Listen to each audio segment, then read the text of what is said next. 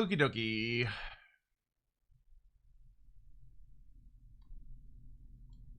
Hello, hello, hello. Hello, hello. Hopefully everything is working. And y'all can see me. Hello, hello, hello.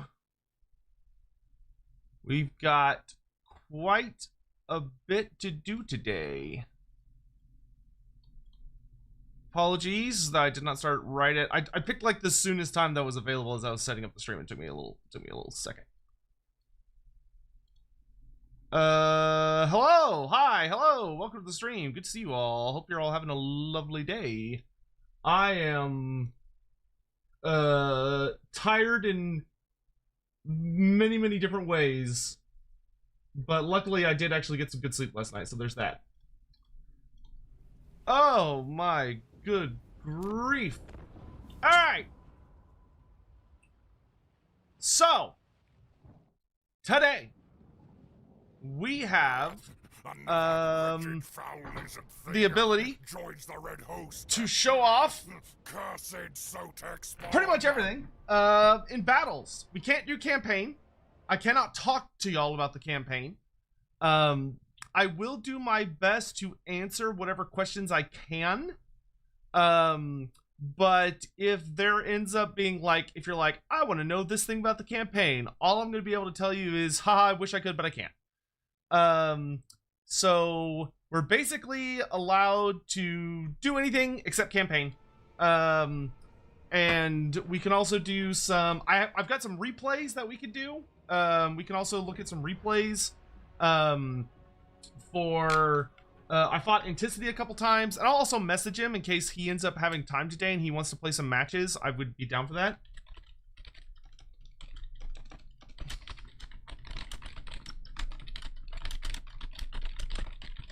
I just messaged him because, you know, some live games can be fun. Ad break? Oh yeah, they forget, they always do one right at the start. So I will talk about all the things that I can, but just keep in mind that there is various restrictions on what I can and cannot speak on.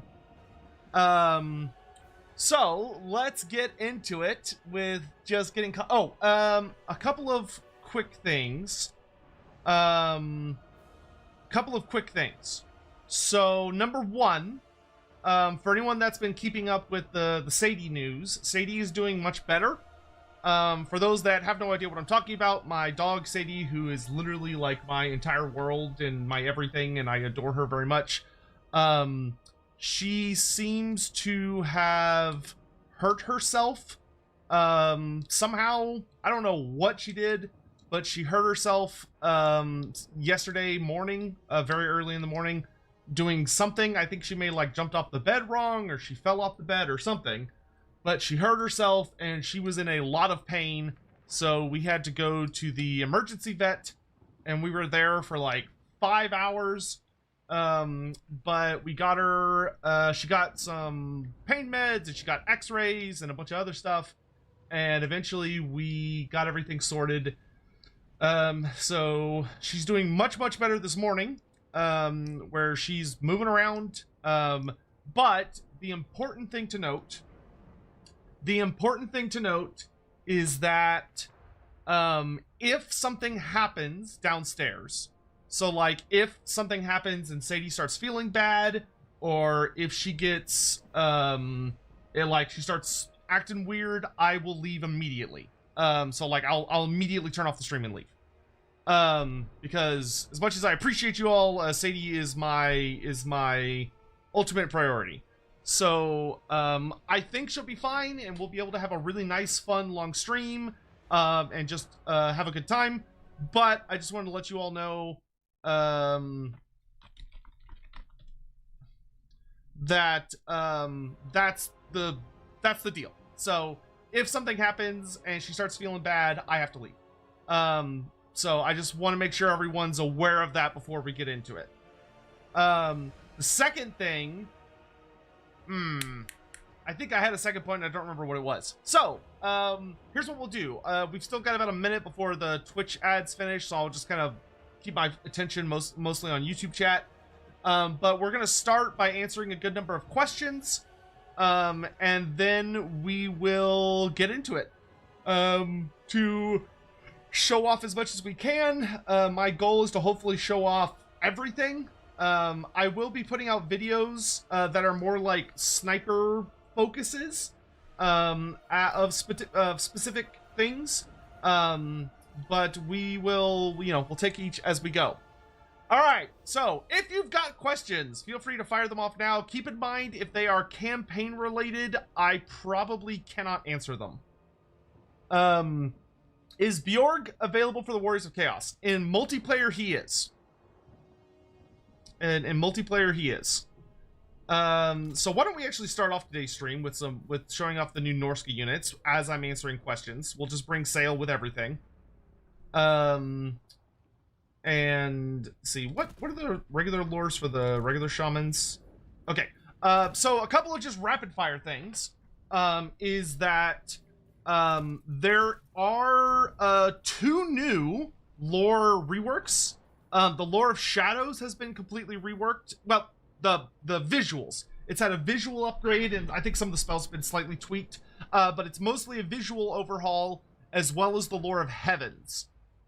Can I talk about the new regions on the Immortal Empires map? No, because that is specifically campaign. So no, I cannot. So like you can see here, is Smoke and Mirrors different? I think on y'all's version, it's just the speed bonus, but now I think they've added the turn speed and the charge speed.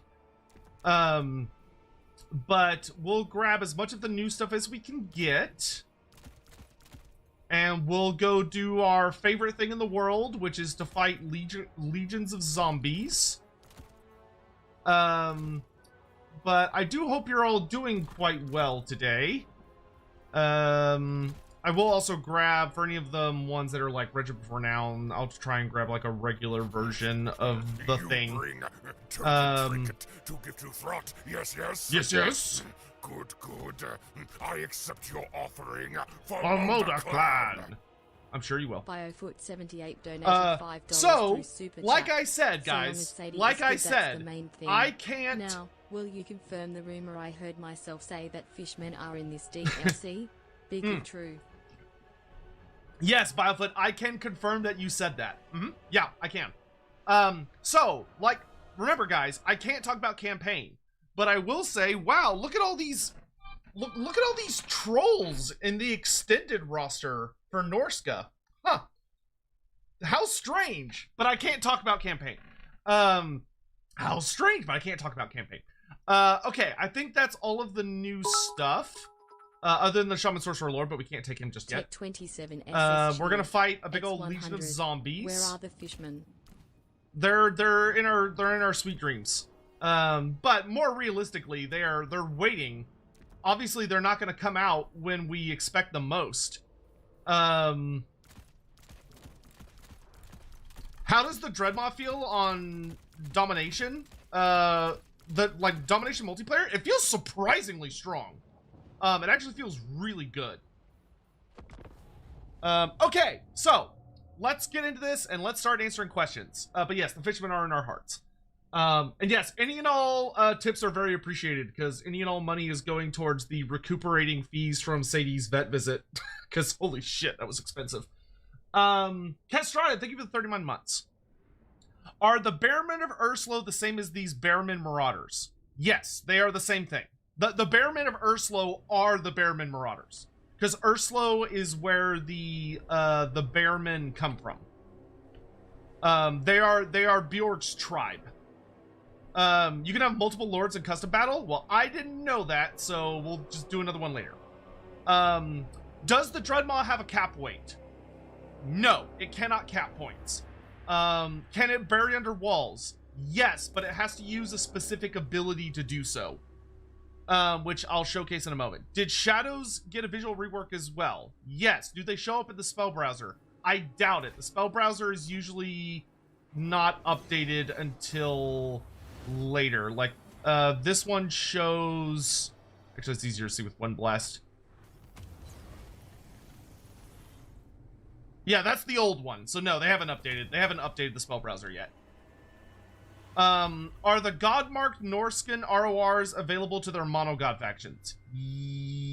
Yes, but we'll double check after this, but I believe they are. But we'll double check that afterwards. Remind me though. Underscore volunteered. X100. So Lore of Shadows got a visual rework as well? Yes. Does the new Heaven/Shadows look show up in the spell browser menu? No. They have not updated the spell browser menu yet. That's usually one of the last things that gets updated. Yes. Good. I accept That was the new one? It looks better. It looks better here. It looks better. Hold on. I'll show you why. I'll show you why. It looks better when you cast it. Are you happy with the DLC as you've seen it? Yes. Well, I can't say if it's like good, because that technically counts as a review, and I'm not allowed to give a review. But what I can say is that I'm feeling relatively optimistic about it. So this isn't the final build of the game. This is like the probably third to last build. We're still waiting for like our campaign version, that has like the campaign fairly squeaky clean. So because of that, like there are some things where I'm like, oh, did I not bring the regular? Oh yeah, I did. Okay, I'm just blind. Okay, so I'm optimistic, but there's still like a couple of bumps that gotta get smoothed out that are really important to have smoothed out. And once that's done, I will feel pretty interested in how folks are gonna feel about it.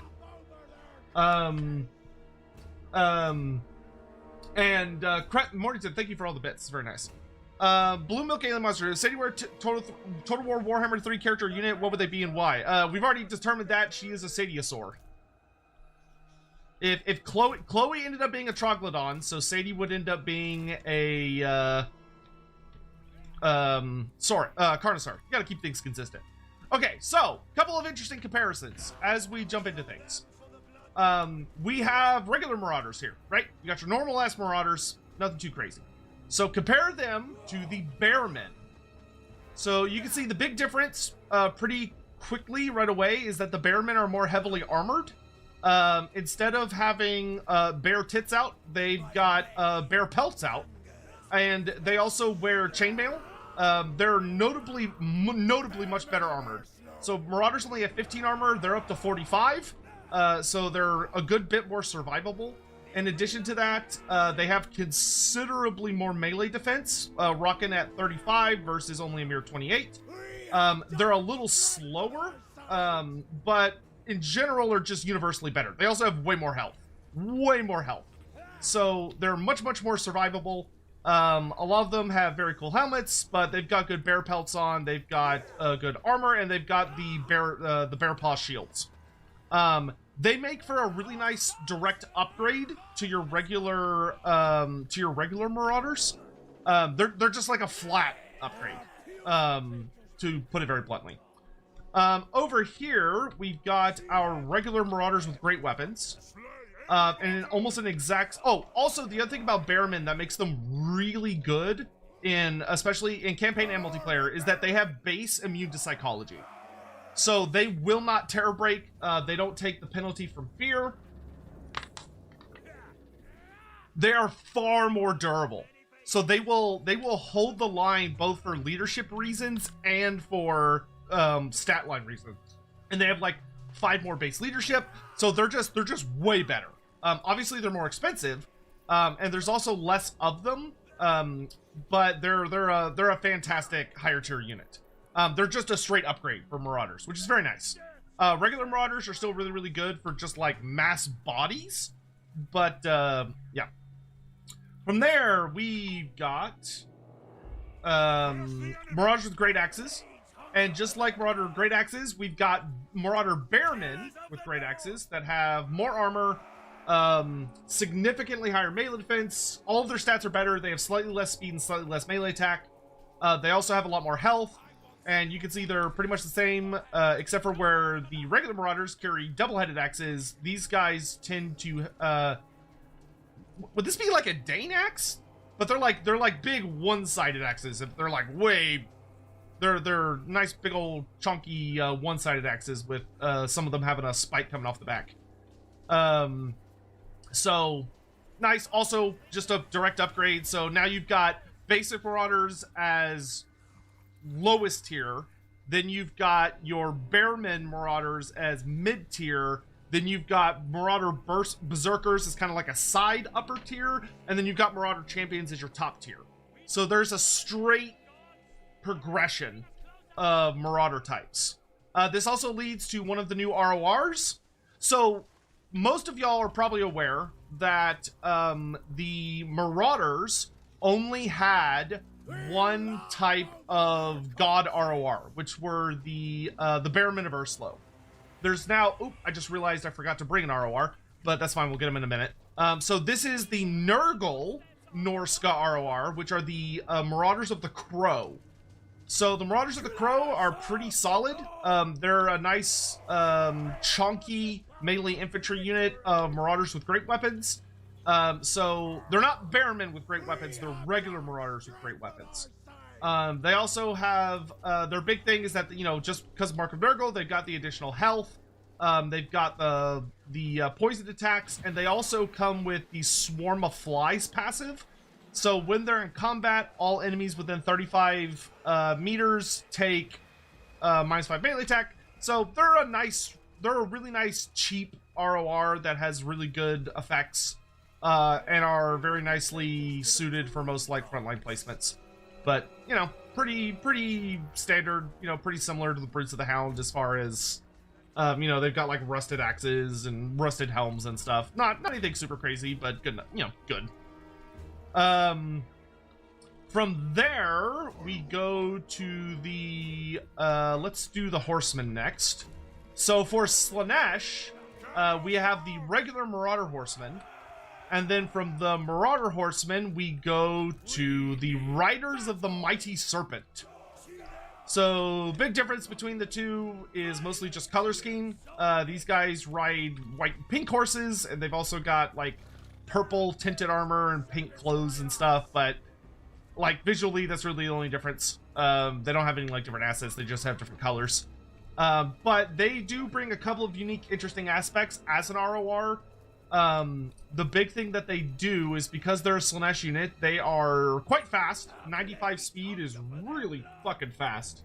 As you can see, they also have quite a few abilities. Thanks to the Mark of Slaanesh, they're running with Strider, so they move normal on all terrain, immune to psychology, a little bit of physical resist, but the big thing that they have is the battle songs. So the battle songs are ultimately that if there is an enemy within 100 meters of them, they start causing fear, and they also give 8 leadership to all allies within 35 meters. So they will give fear, so all of your Norscans will start to cause fear and get a leadership up, while these guys are running around throwing javelins and being generally annoying. So low tier, but effective. From there, we've got the actual new cavalry, and hello to you, Alex Loeb. Thank you so much for the 54 months. So these are the Kurgan. So the Kurgan are now just flat out part of the roster. There is no challenge here. Which is a little funny. It does make it very evident that Norsca really isn't a Norsca faction. It's now very officially just a Tribes of Chaos faction, but instead of calling it the Tribes of Chaos, they're calling it Norsca for some reason. But you're no longer just Norsca. You now got Kurgan as a generic unit. So the Kurgan have some new heads. They have some new head options. They've got some unique helms, unique armor designs. There are 2 variants. You have the anti-infantry. They also have capes because they're cool, I guess. So they are a pretty elite, very little armor but hit really hard melee cavalry unit. They're quite fast, still rocking that 90 speed. This version with the dual axes has a nice 15 bonus versus infantry, and they come with frenzy, base, vanguard deployment, and devastating flanker. So if you can get them around and into the backs of your enemies, they will absolutely chew people up and spit them out. Like, they will really chew people up and spit them out. But you can see they're a little different in various ways. So, like, their horses have, like, various tattoos, or more than likely those are, brands. So their horses have been branded with various sigils of the tribes and the dark gods. They also have, like, unique armor. They've got unique heads, some unique visuals. So they're a little different. But they're definitely, like, a very solid mid-tier cav. There's another variant of them, which is the great weapon variant. And these big boys have great weapons, and they hit like absolute fucking trucks. So very good armor piercing. They have quite a bit of weapon damage. And if they can get a rear charge, they will absolutely delete a lot of things. They kind of look like the new old world models. Yeah, kind of. The old world models, I think, are a bit more heavily covered. But absolutely. We also have the Dreadmaw, who is underground. And I'll show you all something cool with the Dreadmaw in a second. I'm actually very impressed with the Dreadmaw, but we'll get into that in a bit. We also have the Chimeras. They turned out really, really well. So they flap around. They're kind of like the Manticore, so they're like a solid mid-tier flying monster. So they're kind of up there with like your Manticores, Griffins. They're not nearly as powerful as like a dragon. So like your Chaos Frost Dragon is still is your highest tier flying monster, but your mid-tier strongest flying monster is the Chimera. They come with immune to flanking because of the fact they've got 4 heads, because they've got the 3 main heads and then they've got the little head on the tail. So immune to flanking is really nice. That means when they go and dive down into a combat, enemies don't get their melee attack does not take penalties or their melee defense rather is not penalized. Oh, big stretch. Okay, sorry. I'm compelled to do that when I see animals stretch. But they, decent stat line. They got magic attacks, fire damage, and poison. So they almost got every single attack, type that you could think of. Pretty good damage, a lot of AP, though it's fairly mixed. It's like almost 50-50. They do have the ability to do flying breath, but they have to do it from the air. They can't do it on the ground. And then, but decent stats overall, fairly decent monster. They're good. They're nice and quick. The Regiment of Renown version is particularly nasty. It comes with, it requires a bit of micro to use effectively, but it is capable of being wielded. You have to pay attention, which is that, so the Blood Shriek Chimera has a unique ability called Perfect Predator. And what Perfect Predator is that when the Chimera is on the ground, you can activate this ability, which has unlimited uses, and while he's on the ground, not in melee, it gives you pretty aggressive healing and stalk. So it turns invisible and it heals over time, and it can heal quite a bit of health. And you can do that an unlimited amount of times per battle. It just requires you to kind of micromanage it and get it to land somewhere where the enemy doesn't see you land it, so you can actually heal up. But that's its like big unique ability, which is a nice reference to that in tabletop. Chimeras can have the regenerating rule as an upgrade. From there, we've got our cursed Ettins. These guys are hilarious. They have a lot of really funny animations, like that one's eating a booger right there that the other one picked out. They're actually a pretty hilarious unit. This guy dozes off and the little one is like, hey, wake up. Just slaps him. They're absolute assholes to each other. So they're ugly, they're hideous, they look fantastic. I was untainted once. I lead here.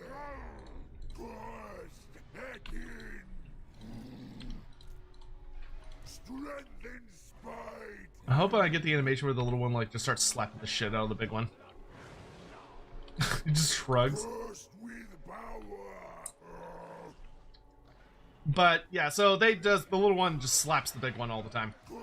So you have two variants. They're both generic. There is no ROR. They're just generic variants. But they have Vanguard deployment, so you can put them out like way in front of your army if they want. They're kind of like giants. The big difference between the Cursed Ettin and the Giants have better combat stats overall. Like, the Giants are better at just going in and beating the shit out of a single target. That is where the Giant will excel. Where the Cursed Ettin excels is that they have various abilities. So the big one is that, so when you are above half health, you get the, with the regular one, he has two personalities. So the first one is that you get Betrayer, which is that when you're above half health, you get 15% bonus speed. You get Glorious Charge, which is that whenever you do charge, enemies take the charge as if they'd been charged in the flank. So they can charge in the front and do a massive amount of damage, and it's really nasty. They also have Unyielding Assault, so their melee attack cannot be reduced by any means whatsoever. When he gets below half health, the Savage takes over. This is what makes them a lot better than Giants, is that the Savage not only buffs their damage, but it gives them regeneration without the fire penalty. So once they're below half health, they just start regenerating until they get back to half health. So they have a pretty considerable amount of survivability compared to like your average Giant. Obviously, you do still have to protect them from shooting. If you just like run them at an army with a bunch of archers or whatever, they will get, you know, melted. But for the most part, they rely on, they're pretty good. 25% spell resist is nice. But they've also got 15% missile resist.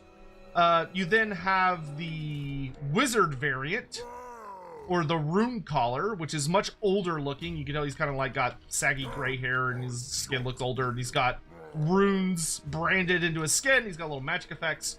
So the big difference here is that he has bounce spells. So he has one use of the Enfeebling Foe, 2 uses of Doom and Darkness, and 2 uses of Flock of Doom. He also has magic attacks at all times. And I believe, yes, his personalities are slightly different. So he has the same personalities, but they do different things. When he is in Betrayer mode, which is when he's above half health, he negates all magic weapons within 20 feet of him, or all magic weapons of enemies within 20 feet of him, and also causes -10 spell mastery. So when he's fighting, if he's near anyone that has magic attacks, he negates their magic attacks, and his spell mastery, so his spells are slightly less effective when he's above half health. It's rune caller, so like as in someone that calls runes. And then you have the, when he's in the Savage personality, not only does he regenerate, but he also improves your power recharge, so regenerating your winds of magic, and he generates winds of magic, so your reserves per second goes up. So like, if you have a rune caller that's a good bit below half health, he can functionally give you infinite magic. So, they're fun. They're big old nasty giants.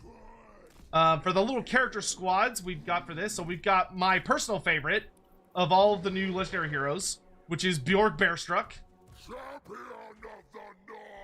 who is super fun. He is so tanky. It is crazy how much abuse this guy could take without dying.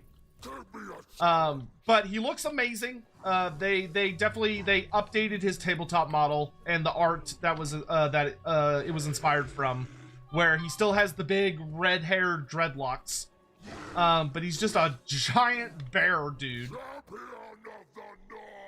As far as what he brings to the table, he's got quite a bit of armor, up at 90, 56 speed, 40 melee attack, 53 melee defense, so he's quite defensive. He also has a big 20 bonus 20 versus large against large targets. Also really nice mix between regular and AP damage. And he has regen, just like your Skinwolf Werekins do, so he's always regenerating. His other big survivability thing is he has the Bear Fang Talisman, which the Bear Fang Talisman gives him a 40% ward save for 22 seconds. So he just negates a ridiculous amount of damage for almost 30 seconds. He also has the Guardian passive, so he's really good at protecting your other characters. And the big thing is, on top of already having 53 melee defense, you can use, he has a passive called the Thrill of Battle, which is the longer he is in battle, the higher his melee defense gets, up to plus 24. So he caps out at 77 melee defense, which is a ton. The last thing he has is another passive called War Cry, which is that when Bjork starts charging, he further increases his melee defense up to a potential 101 melee defense. But he also gives that plus 24 melee defense and melee attack to all allies within 35 meters, as well as 16 leadership. So if he charges alongside your other units, he buffs them up big time. His unique item is the Bear Fang Talisman. But he's a big, angry, tanky bear. We love him. We brought him for the Shadow Magic, which we'll deal with in a second. This is my favorite of the new generic heroes. I fucking love the Famir Noble. I dearly hope one day we'll get Famir Matriarchs as a generic lord to make me not feel bad about this. But the Famir Noble is excellent. He is an absolute ass beater. And will just beat the snot out of most things. Well, not most things, but he can throw down pretty well. He relies very heavily on his armor and resistances to keep him alive, because his melee defense is pretty terrible, but he bonks pretty good. You then have, he's got a couple of unique abilities,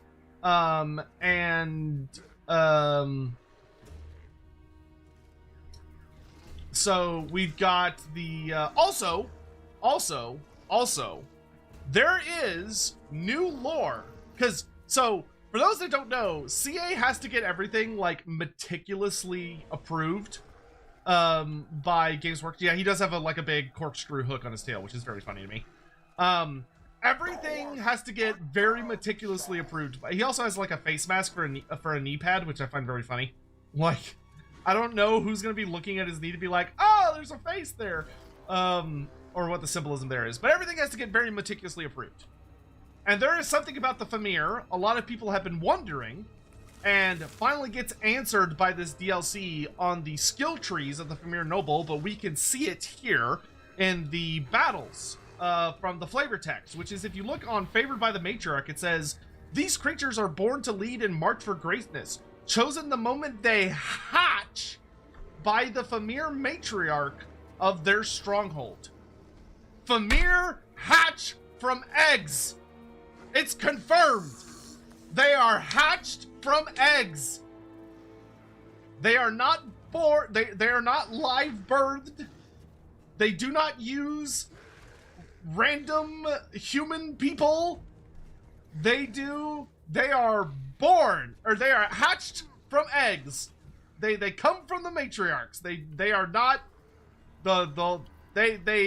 it's good. It's good. It's good. It's a lore win. It's good.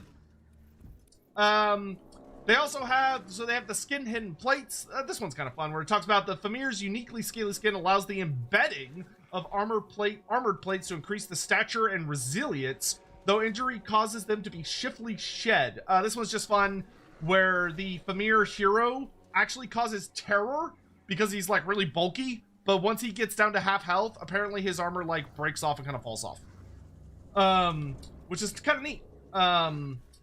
And then he also has, this is something that's actually very, very strong, especially if you're running him in a Famir army, which is that he gives you a 10% missile resist and +5 melee defense to all allies within 35 meters. Considering he's already rocking a 25%, this kicks him up to 35%, and then he also has the From the Mist passive, which kicks him up to 60%. So while he is above 50% leadership, he has a 60% missile resist. So these guys do not give a fuck about missile fire. which is neat. That means you can have a Famir omelet. I suppose that is technically true. Then we've got Sail. He has a great voice because it's all demented. He's kind of in his helmet, wrapped up behind his cloak there.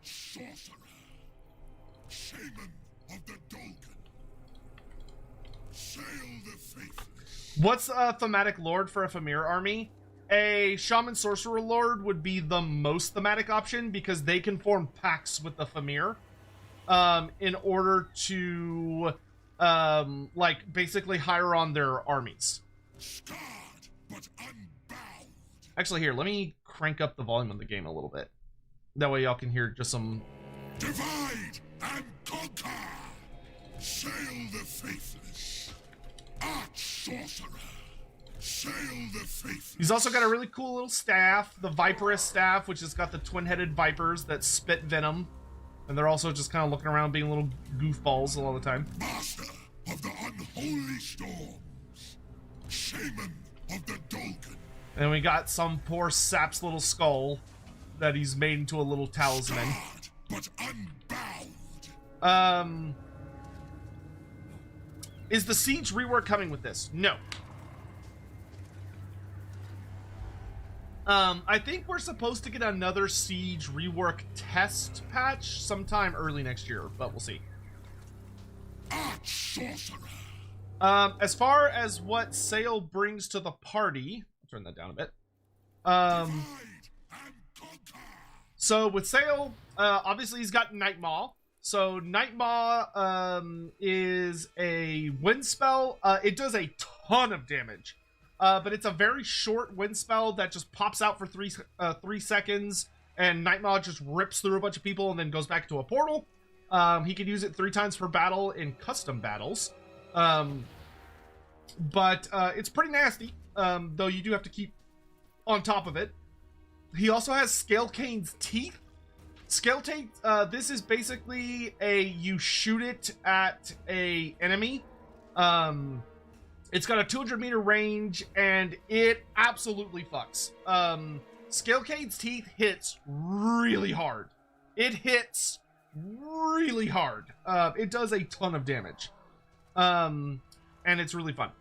But it also recharges like Nurgle stuff does. So if you're within 200 yards of an enemy that is being hit by debuffs, the cooldown reworks. We then have like spells, which will show off. He also has this ability. I'm not sure if this ability is good enough for multiplayer yet. It probably requires some testing.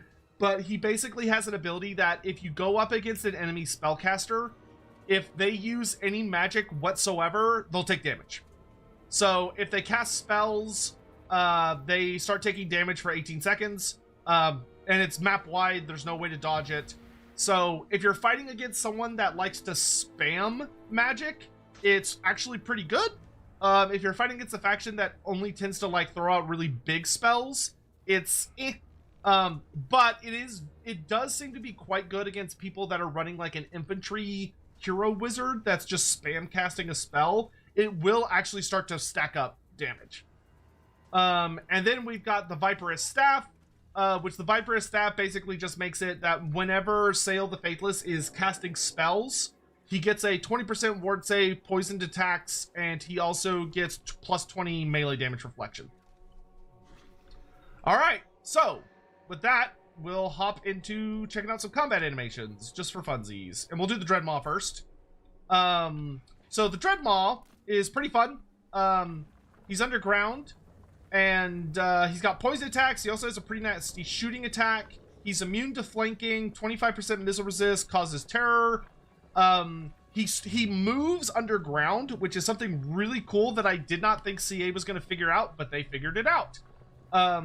So when he's underground, he has 50 speed, but when he burrows up and his head's above the ground, he cannot move.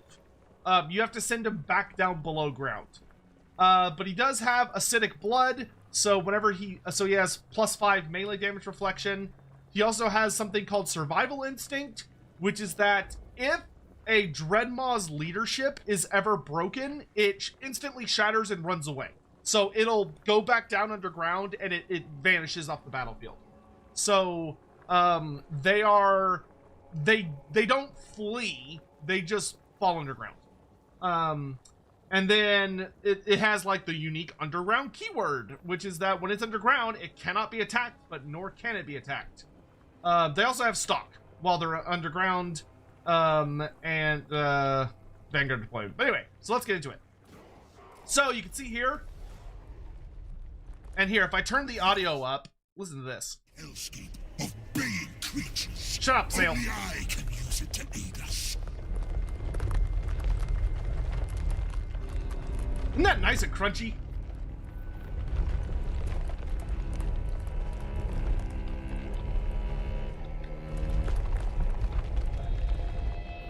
And like fades away when you're not under it.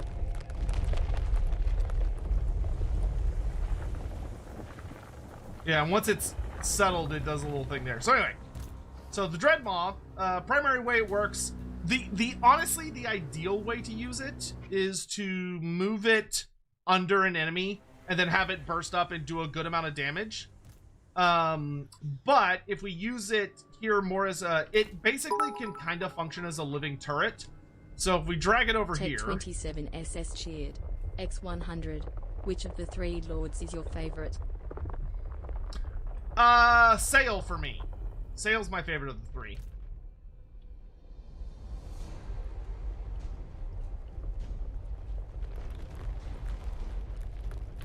Hammond, master of the Unholy Stores. I see he's been to GW. Yes, I'm sure he has. Sail seems like the kind of guy that's worked there for sure.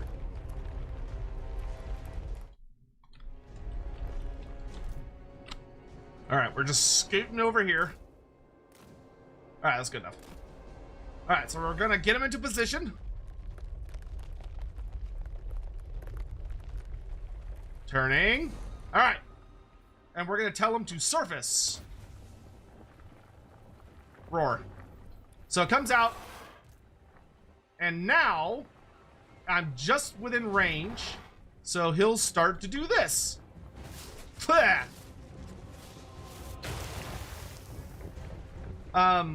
This attack, he's got a pretty healthy range, good 200, range of 200. It is, he's got 25 ammo at the start, so he can pump out a pretty good number of shots. If you're up against, like, clustered elite infantry, this shit fucking hurts. Against spread out zombies, it's alright. But it does have, like, nice sizzling, and looks like they're gonna be nice enough to come into combat. So, quick thing about him. First of all, he looks super cool. He looks great. I'll just do slow motion a little bit. Looks very different from what the Koresh team kind of did, but still looks great. Love him. Big chunky boy, big overbite. But he has 2 abilities when he's surfaced. The first is that he has the burrow ability. So the burrow ability is that it takes him 3 seconds and he goes underground.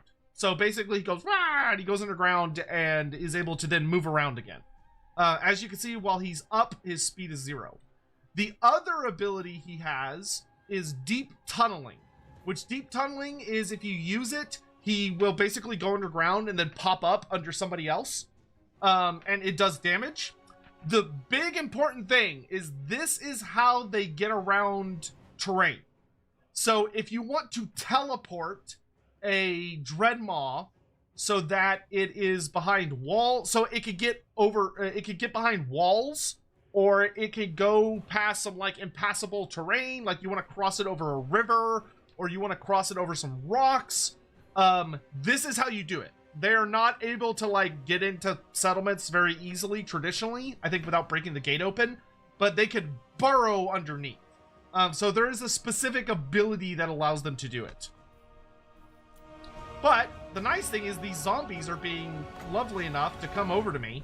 So why don't I burrow over to them and say hello? See, he goes back underground, and then boom. And they are fully capable of defending themselves in combat. And they've got some really fun combat animations. This, I'm gonna say, as far as the Total War franchise is concerned, I think the Dreadmaw is by far... Oh, I love this attack where he, like, burrows under and rolls around a bit. I think the Dreadmaw is by far the most impressive accomplishment. I think tech-wise, the Dreadmaw is a incredible accomplishment for Total War. Creating a burrowing unit that's able to move underground and can also operate as a turret that shoots from long distance and can defend itself with cool monster animations in melee is absolutely fantastic. I think this is a really great achievement for the devs. And bodes well for a lot of potential new units in the future. But anyway, that's enough Dreadmaw showcase. Back underground, you goober. Imagine Tomb Scorpions with this ability. Yeah, I don't think Tomb Scorpions should be able to do the traditional burrow, but I think those Tomb Scorpions getting the deep tunneling so that they're able to, do something kind of similar would be great. All right, let's send in a lot of these little characters and get some looks at some new animations.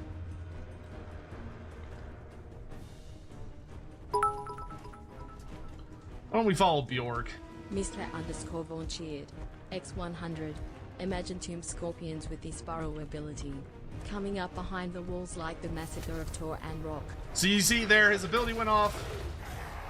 And then he basically just goes in there like a Diablo 2. Good old Diablo 2 bear, man. And he's a big boy. You can see he's like easily over the twice the head of a man.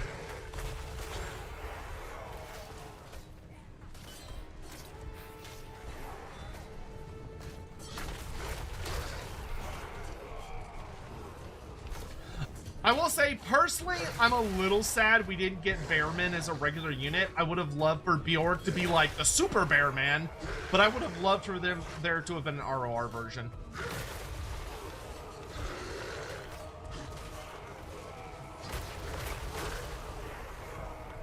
Cool stuff. If we check in on Sale for his combat animations, it's a lot of him using his staff.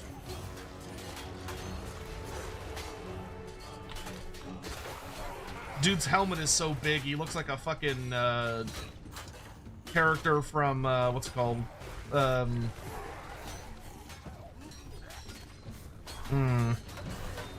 Silk Song. Big ol' horns.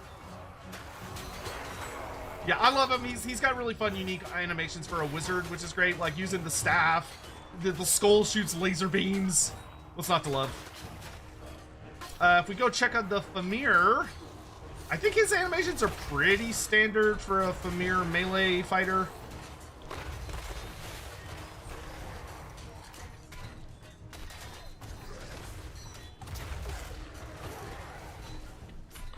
Yeah, cool stuff. Yeah, he's got some tail attacks. Mostly just swing that big mace around. So, let's look at some new magic. Why no Lorebeards? Lorebeards has been on hiatus for a little bit due to health issues, but it will resume this upcoming Saturday. Expect an announcement soon. So, let's start with some let's get into some spells. So, with Wind Blast, Wind Blast looks super cool. Especially look for the constellation effect. So check this out. So if we look for the constellations.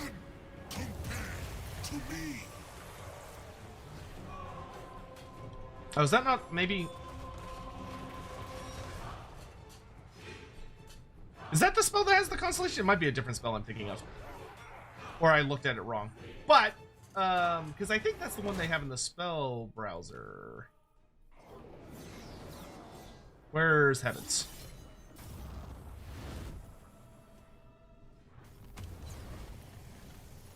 Yeah, I think that's the new one because they added all the like little dust to it. I think Chain Lightning mostly looks the same. I see. The bad thing is I don't play the. No, that definitely looks different. Yeah. Okay. Cool.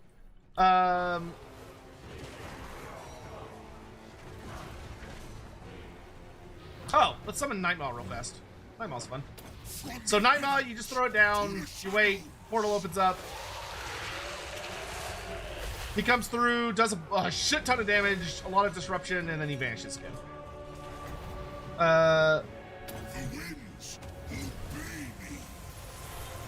Yeah, so it's mostly a lot of, like, it's a big wind, it's got a lot of dust and stuff. So Chain Lightning, if we throw it over here.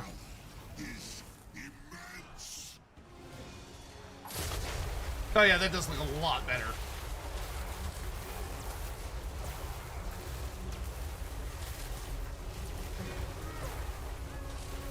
Does Comet have a new animation? We'll find out. How do you defend against the Dreadmaw? You shoot the shit out of it, because it can't move. So what you need to do is you need to have some kind of missile unit that can just... or have like a big monster that can punish it. Next we've got Urian's Thunderbolt.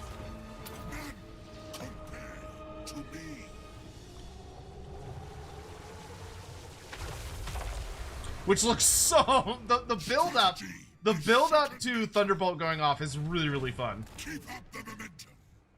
I think that's all the heaven spells that I have on sale. Let's see, if we use Melkoths over here... You see it gives like this really big fog over the unit, in addition to kind of the old, like, gray coming down effect, but like now like a big fog comes over them, and it's like they can't see anything, which is pretty cool. We got Enfeebling Foe.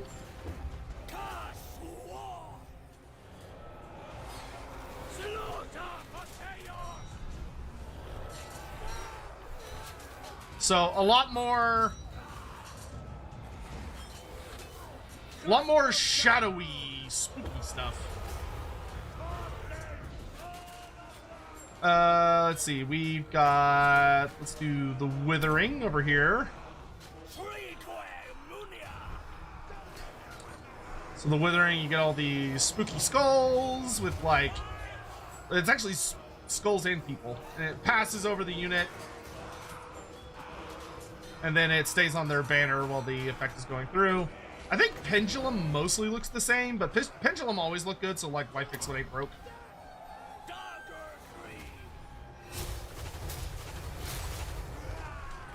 I think they maybe added a bit more particle effects to like the chain part, but that looks mostly the same to me.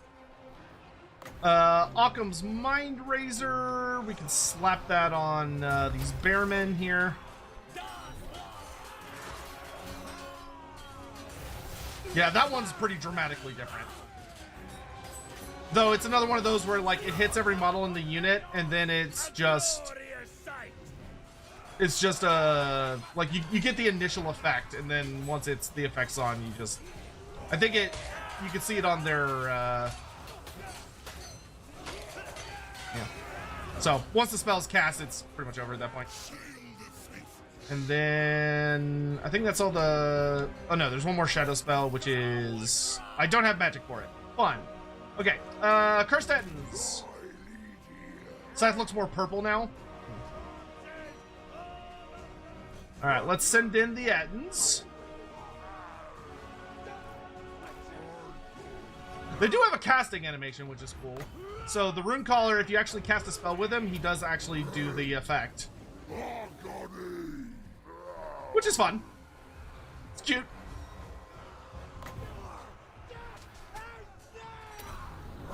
And it even changes colors depending on which lore it's from. So if you cast a beast spell, it'll be amber.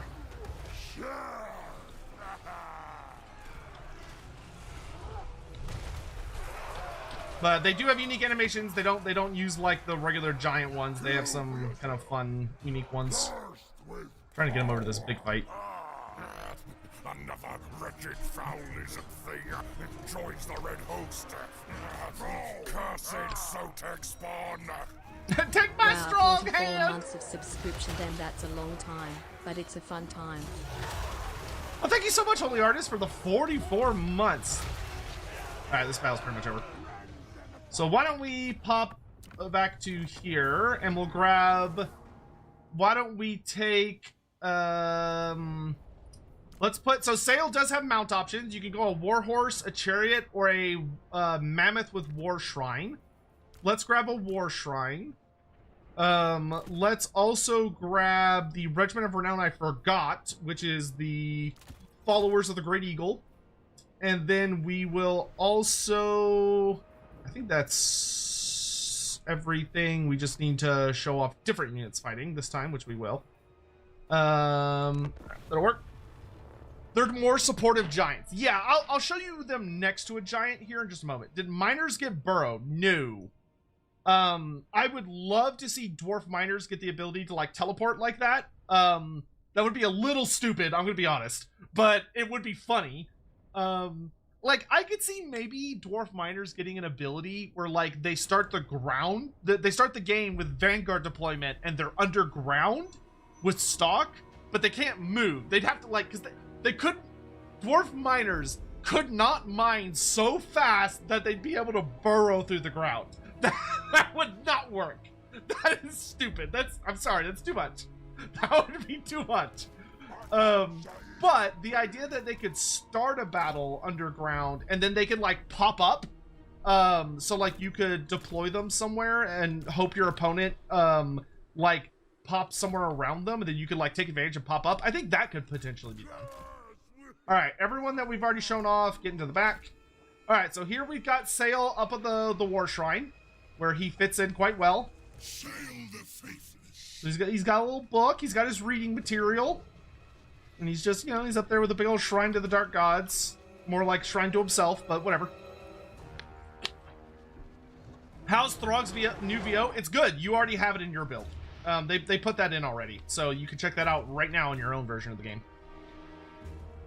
Isn't that just Vanguard deployment? No, it would technically be different, because if the dwarfs, if the miners started off underground, that you could deploy them close to the enemy and they'd be invisible.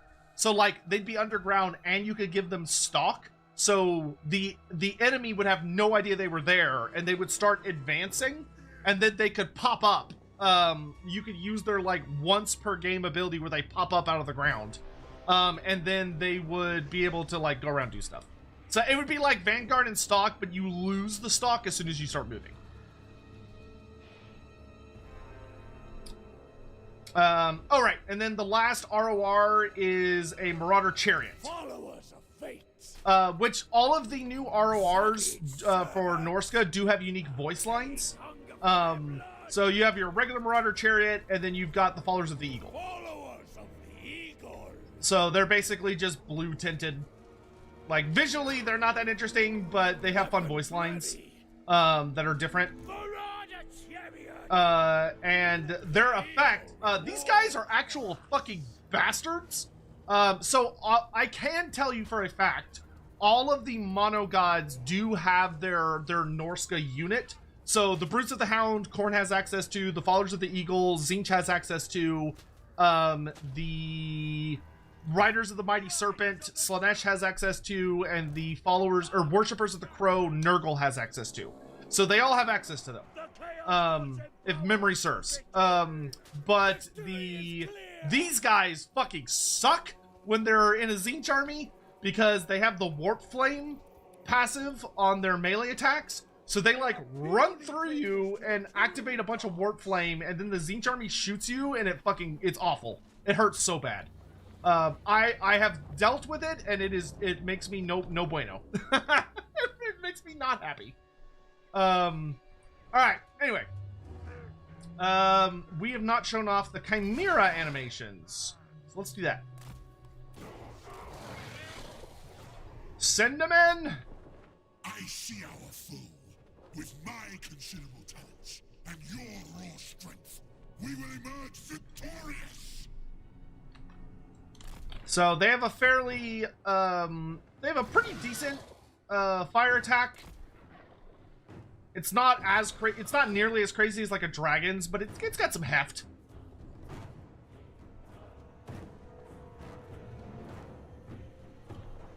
Did I notice the Marauder Chariots call themselves out by name? What do you mean?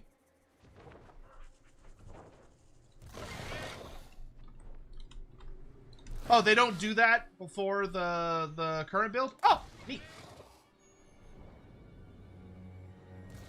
Are that Chimera speaking? No. They just make noises. That was Sail yelling earlier.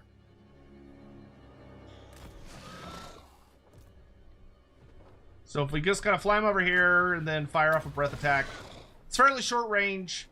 It's immune to flanking. They're immune to flanking because they've got so many heads.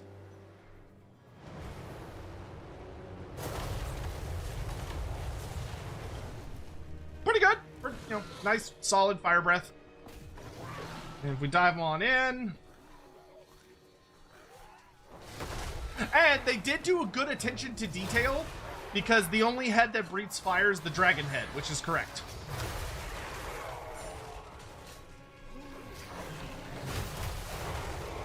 But they've got some excellent combat animations. They're really fun. They don't fight like any other monster in the game. They're very unique, which is great because they should be. All of the heads are getting in on the action. The dragon head is shooting fire like a crazy.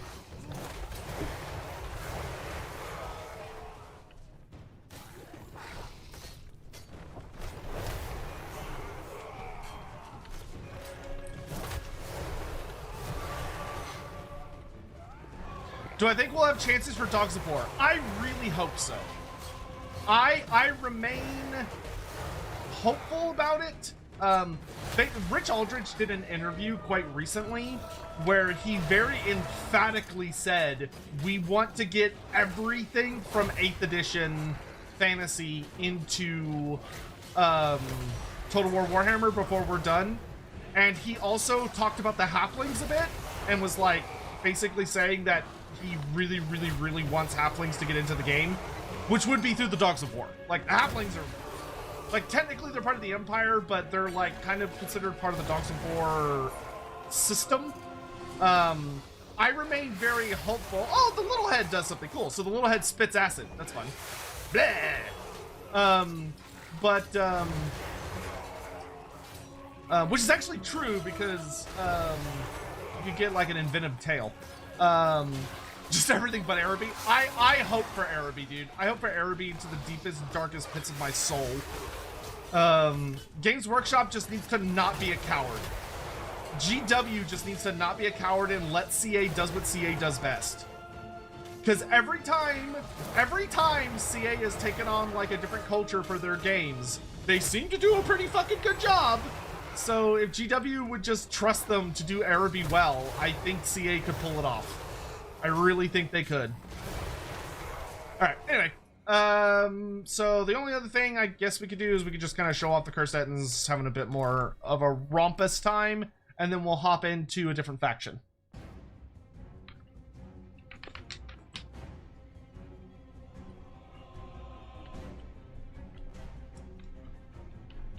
Everyone I know who's Chinese said that Cathay was probably the best Western fantasy China they've ever seen. Yeah.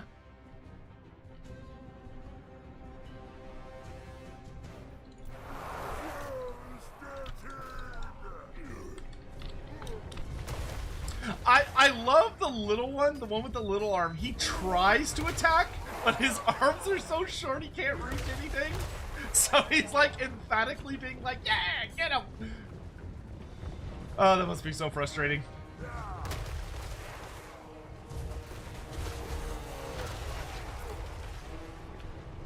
Kingdoms of End when? Hopefully. I mean, I think the soonest you would see End is like late 2026, if ever. Probably 2027, more realistically.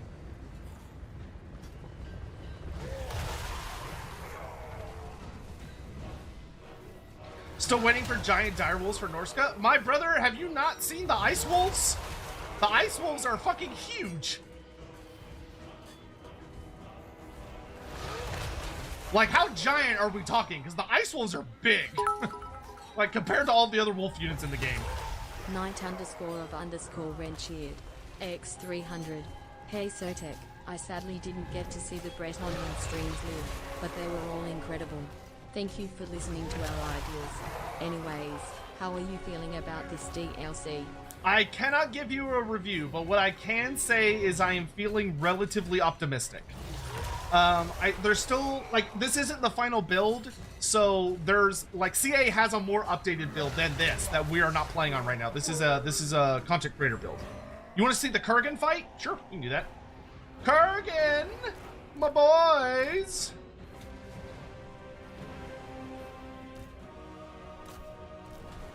Come riding on down to town. Touched by chaos.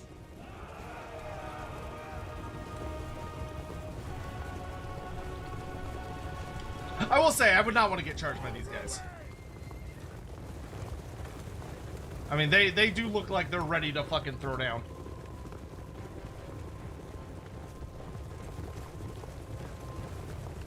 Oh, Pit of Shades. Thank you for reminding me of that. I'll tell my... Oh, I didn't bring the Shadow from here. We'll do it in just a second. We'll do it when we do high elves, because I can bring a lot of wizards with high elves. Or Slaanesh. I can do it with Slaanesh, actually, because I can bring a Shadow wizard with Slaanesh.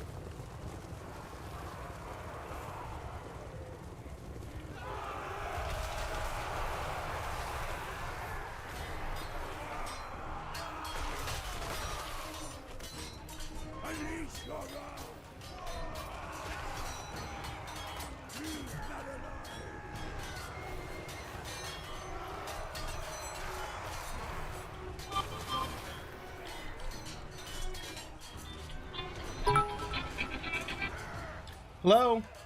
Holy Artist 95 cheered. X100. It is? That Norsca is finally getting some love after like Oh, 15 that years guy. of Okay, wait. yeah. Yeah, alright. Bye. 1 second, guys. I gotta run something downstairs real quick. I will leave you on...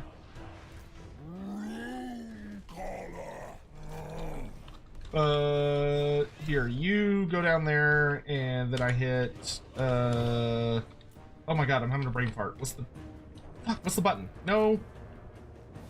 I'm having such a brain fart. What is the button I'm trying to think of?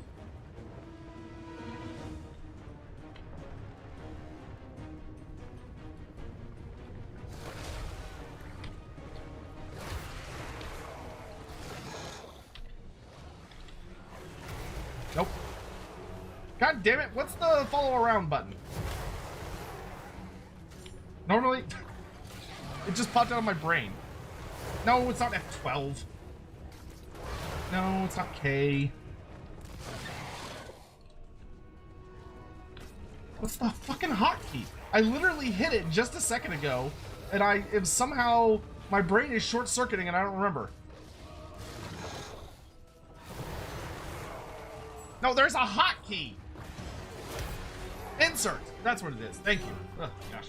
All right, I'll leave y'all with him for a second. I'll be right back.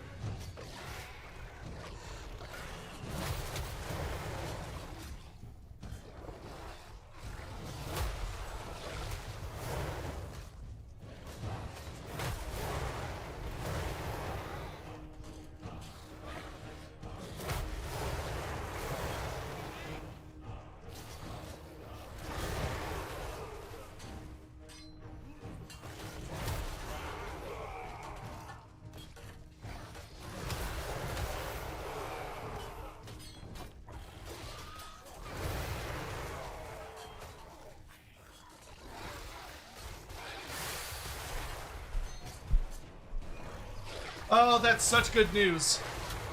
That is such good news. Ugh. Sadie took... Oh, I didn't say the wing attack before. That's fucking cool. Sadie took a giant shit. I am so happy. For anyone that don't know, my dog Sadie hurt herself really bad yesterday. And she seems to be feeling a lot better. Apparently she just chased a bunny. And she took a giant crap, which... we were really worried that maybe she wouldn't feeling like she wasn't able to, but that's great. That's awesome. I've never been happier to hear someone telling me about someone else taking crap. Okay. Anyway, on to Slaanesh. A couple of quick things, because I know some of y'all are going to want to know. Beastmen do get Slongors. They also get the Chimera. They also get the Chimera Regiment of Renown. They also get the Praeton, and they also get the Praeton Regiment of Renown. So the Beastmen, like always, are getting W's left and right, and they're eating good. The Beastmen have a serious air force now. Like, you can run a mean-ass air force between the Cockatrice, Manicore, Chimera, and Praeton. Plus Harpies with Malagor. Like, you can run a mean flying army. For Warriors of Chaos, they got access to the Bearmen. They did not get the most of the new Regiments of Renown. They did get access to Bjorg Bearstruck and Steercar. They also got access to the Dreadmaw. Warriors of Chaos also got the Chimera and the Chimera Regiment of Renown. So they got the Chimera, the Dreadmaw, the Bearmen, and Steercar and Bjorg. No Kurgan, I don't think. Maybe? No, the Kurgan are unique to Norsca, which is very funny and kind of silly in several ways. Ultimately, I think it comes down to a balance thing. That's an argument for someone else. How to draw the lines between Norsca and the Warriors of Chaos is always going to be really weird. That's always going to be really weird. We've also got, I want to say that's most of the roster sharing. So the only thing that I will tell y'all that I have been in an open dialogue about, I have had an open dialogue with CA that I am trying to convince that Steercar should be in the Norsca roster because he is Norscan. Like, he's just flat out Norscan. Like, he is a Norscan tribe, a lord of Norsca, and like a king of a part of Norsca. They seemed receptive to it. I don't know if it's going to be in by launch. There might not be enough time to have it in by launch. But hopefully they'll be open to the idea and they can get it in by one of the earlier patches. But we'll have to see. Axios donated £10 through Super Chat. Sorry, only just joined the chat. Does Marathi get the new Slaanesh? I cannot talk about campaign. And that is all I can say about that at this exact moment in time. I cannot say anything more than that. What faction can unlock Steercar? In multiplayer or custom battles, you can have Steercar in the Warriors of Chaos and Slaanesh. Which, speaking of which, let's show off Slaanesh. So, let's see.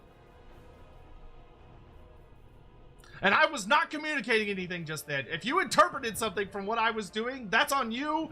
That has nothing to do with me. That has nothing to do with me. Okay, we'll bring the new Demonic Steed, because the Demonic Steed is really fun. Okay, I think this is everybody. We'll take the Druchii Anointed is super cool. She has bound spells. We'll take her on foot to start. Same thing for him. Let's take him on foot. We've got Dakala. Well, we're gonna bring Shadows so I can show off that last spell. Steercar will start on foot, and then we'll do another one where we'll show him on his other thing. For people that like 40k, you do get the Sonic Boom ability from, I think the Demon Prince originally has it, but the Sonic Boom is really funny. I enjoy the Sonic Boom ability. All right. Is the Anointed a she? That seems to be the case, but I think the technical answer would be yes, no, yes, no. Can I say when I'll be showing the campaign? I think we start showing free LC stuff. So like not the DLC lords, but like reworked High Elves, reworked Norsca, reworked all that stuff. I think is sometime next-ish week, and then I think the week after is DLC-ish stuff, and then I think after that is release, something like that. It's somewhere in that ballpark. Can I show her voice? Sure I can. So, okay, let's just go down the list here. So first we've got... Regale me. Oh, I love their interpretation. Dekala. She looks so good. She looks so good. My spine Dynamo95 cheered. X100. Hi Sotek. Glad that Sadie is doing better. Off-topic question. Why is the Chernin Gulf labeling a random spot in the middle of the ocean and not like an actual gulf? I don't fucking know. I didn't make the map. Presumably, maybe, I don't know, maybe there's like a small set of islands there that makes it into a gulf. I don't fucking know. Listen, if there's one thing I've learned through my very deep friendship with Andy Law, who is like a very expert hardcore cartographer, GW doesn't know how to make maps. they just gotta make shit up without thinking about it. Dekala. Regale me. A capricious decision. She's so fun. Dekala. Anyway, well, let me get caught up on some things here. Agent 7834, thank you so much for the 2 months of Prime. I really appreciate that. Roveneer, thank you for the 2 years. Really appreciate that. I did answer that, so hopefully you're satisfied there. Holy Artist 95. Yes, it is nice to see Norsca getting some love. It's been a long time. Knight of Rin, thank you very much for the cheers as well. Mornington Crescent, would you be open to a Frost Witch style choice system for dwarfs for making specific rune items? Yeah, it'd be fun. I don't need it, but it'd be cool. I wouldn't say no to it, but I don't think it's needed. My spine shivers, writhing in anticipation. To Call's factions, the Tormentors, is Sale really just Dolgan? I mean, he leads the Dolgan tribe, and from all indications we have, he's from the Dolgan tribe, so I don't know what you want. I mean, that is how the Norscan factions are named. The Norscan factions are named by tribe. So it's, Wolfric leads the World Walkers, which is his tribe. And then Throg leads the Wintertooth, which is his tribe. And Sale leads the Dolgan, which is his tribe. So I'm not really sure like what you were expecting. Anyway, so Sale looks really good, or not Sale, whoever this is, Dakala. She's even got a bit of a booty, even though she's a snake. Like, look at that, look at those curves. Anyway, so as far as what she brings to the table, she is terrifying. I have a battle I'll show y'all, and I'll make it into its own little video as well, where Anticity played Dakala, and I was playing, I think I was playing Norsca, and or no, I was playing Lizardman. Dakala, maybe it was, I don't remember who I was playing, but I was playing somebody, and Dakala goes into a unit, spins around, and the unit ceases to exist. they just die horribly. Like, holy shit. She is very spooky. Absolute beat stick in combat. Very little armor, but she's very hard to pin down because she moves very fast and aggressively. Very good melee defense. She's got 69 melee attack base. Nice. She's got devastating flanker. All the cool bits and bobs from Mask of Slaanesh. She also has different dances, so you're able to activate her dances. So she has the Praise of Slaanesh. The Praise of Slaanesh gives her 50% more melee defense, which knocks her up to 90. 20 missile block, which knocks her up to Silver Shield, and lowers the melee attack of lowers her own melee attack by 50%. So that's the downside. Should be exclusive to Norsca? How much mass does she have? 1200. You also have the Dance of Destruction. So the Dance of Destruction lowers her melee defense by 50%, but it gives you plus 25% to all forms of damage, which sitting at 550 makes her hit pretty hard. You then have the Dagger Dance, which the Dagger Dance gives her armor plus 40, so she goes up to 55. She gets a 25% ward save, but she loses 25% to all of her damage, including her bonus versus infantry. She also has her Elixir of Damnation, which the Elixir of Damnation makes it so that it gives her a contact effect, that whenever she hits an enemy, she removes their fear, terror, immune to psych, and she lowers their melee attack by 100% for 10 seconds. Yeah, they're like War Dancer stances. Yeah, so when you have one active, it stays active until you activate another one and turn it off. But once it's turned off, you have to wait 30 seconds before you can use it again. What does the mini arm trait do? Having multiple arms grants this unit a faster attack rate, a higher melee defense, and an increased missile block chance. There you go. Yeah, she has... Oh, she has a 40%... Yeah, 40% missile block. Okay. And then she has the Whirlwind of Pleasure, which is her... She can't move, but she spins around the circle and fucking murders everybody. Have I spoken to CA about Booby Snake Mortals? Yes, I have. The situation is complex, is the easiest way I can summarize it.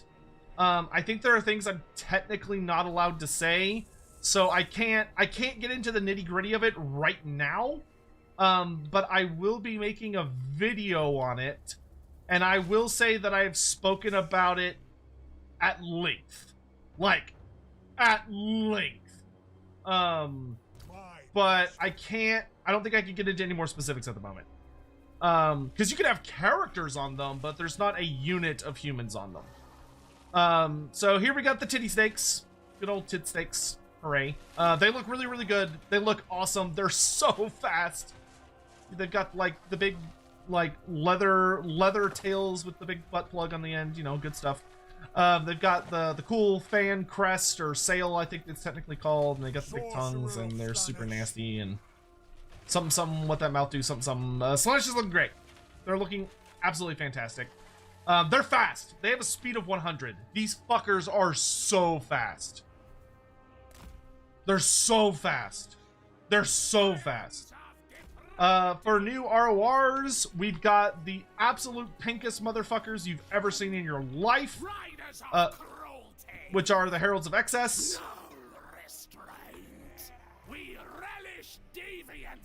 So these are a new unit of Seeker Chariots that are vibrant fucking pink, with perfect vigor, and all of the usual Slaanesh demon stuff.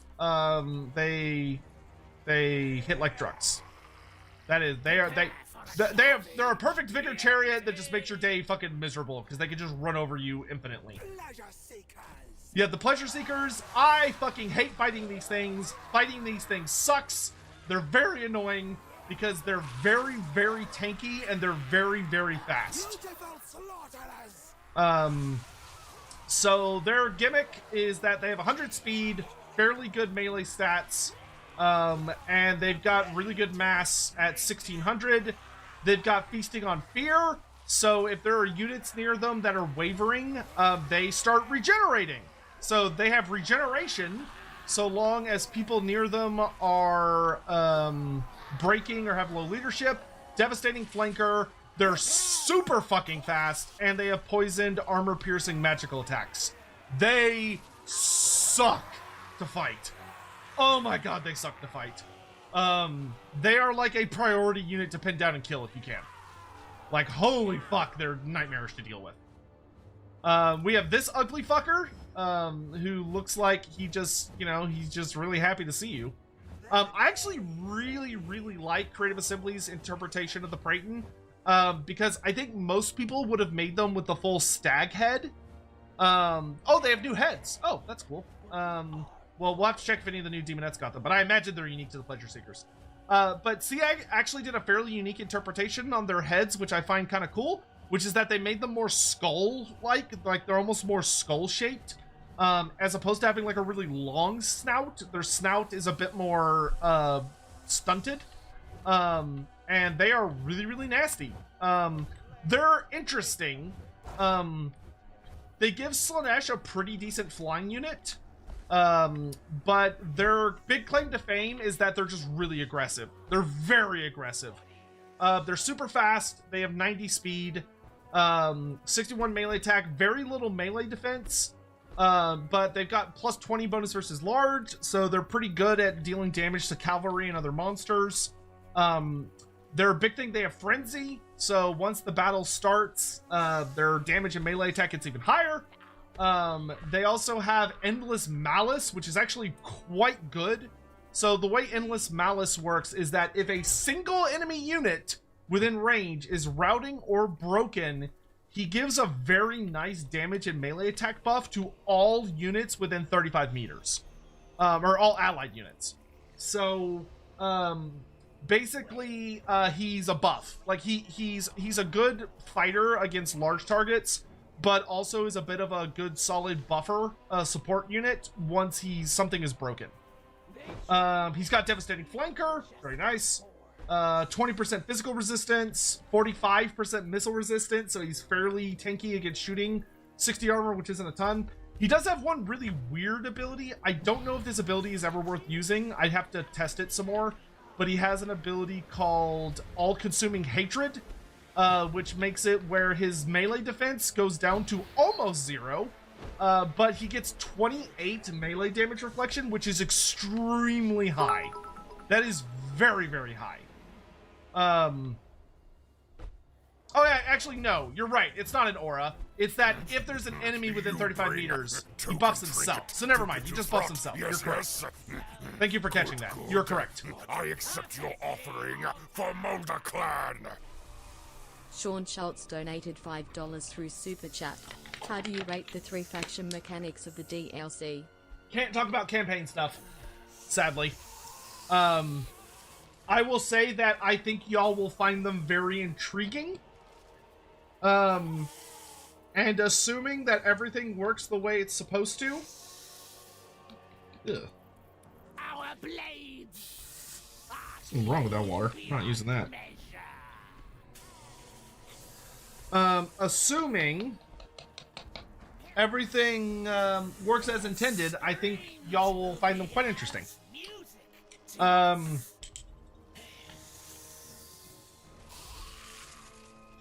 Do I think the Bearman should be exclusive to Norsca as Ron1404? Thank you for the Prime sub. I don't know. I really don't know. Like I said, it's kind of one of those weird things where there's a really fuzzy line. Like, technically, the Bearmen of Ursula are really well known for being mercenaries. They were a Dogs of War unit. So the idea that they would very casually join up with Chaos to the point that they're a part of the roster, yeah, sure, I guess. Yeah, sure, that makes sense. I suppose. Like, personally, I think it'd make more sense for them to be unique to Norsca, just so Norsca kind of has its own unique flair.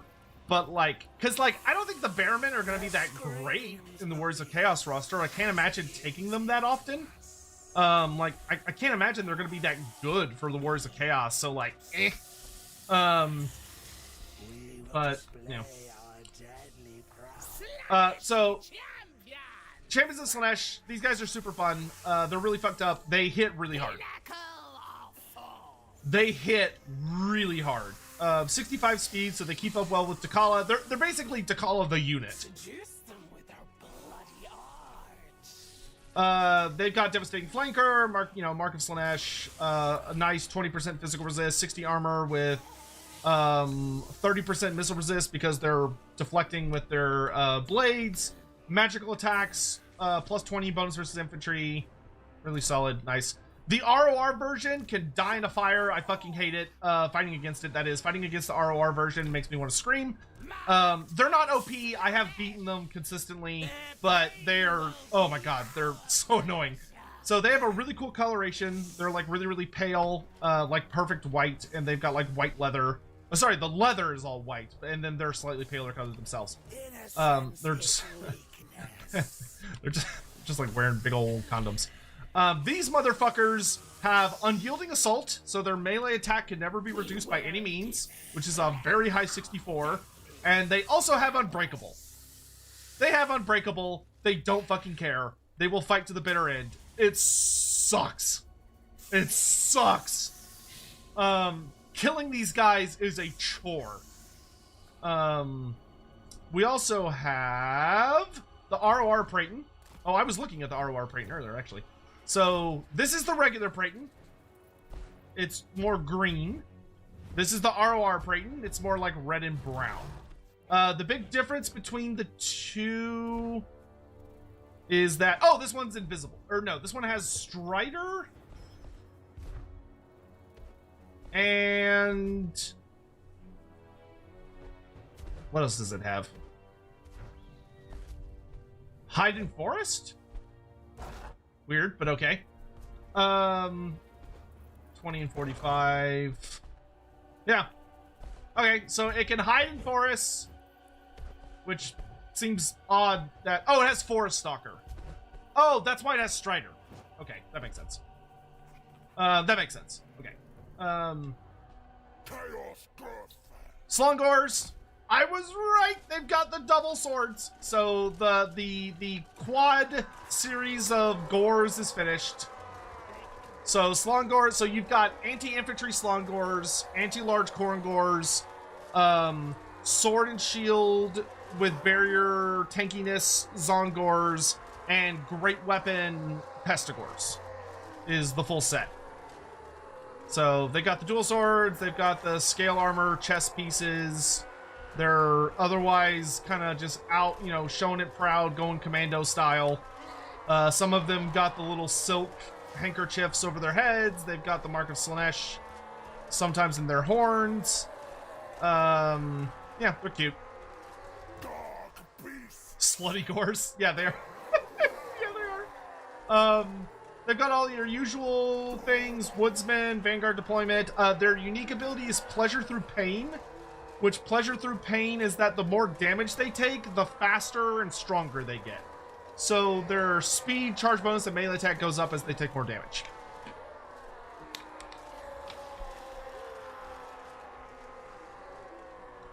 Still no beaks for Zongors? Take it up with GW, man. That is purely a GW problem. To perfection. That is purely a Games Workshop thing. Disciplined devotees. So then you have the Devotees. The Devotees are just kind of a fun Dark Elf unit. They have fun little... They have unique voice lines. Unit is the most top in the DLC, and most top unit for each faction? The most OP unit? That's hard, actually. I would say the cruelty for cruelty. honest to God, for like multiplayer stuff, the Lothern Skycutters are probably the most OP unit. The Lothern Skycutters are a fucking nightmare right now.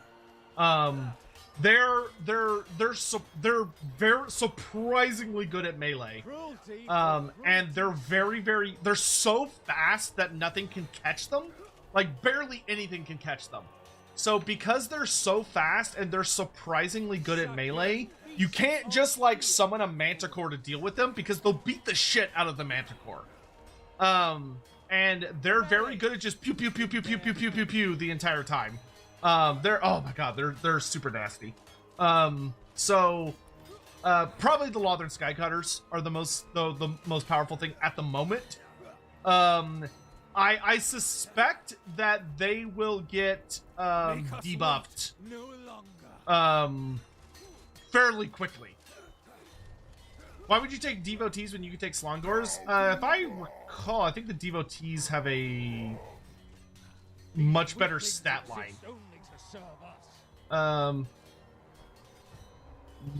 Yes, yeah. So they have 13 more leadership, 8 more melee attacks, 16 more melee defense, 2 more weapon damage, but they have, yeah. So funny enough, they're actually their damage is fairly similar.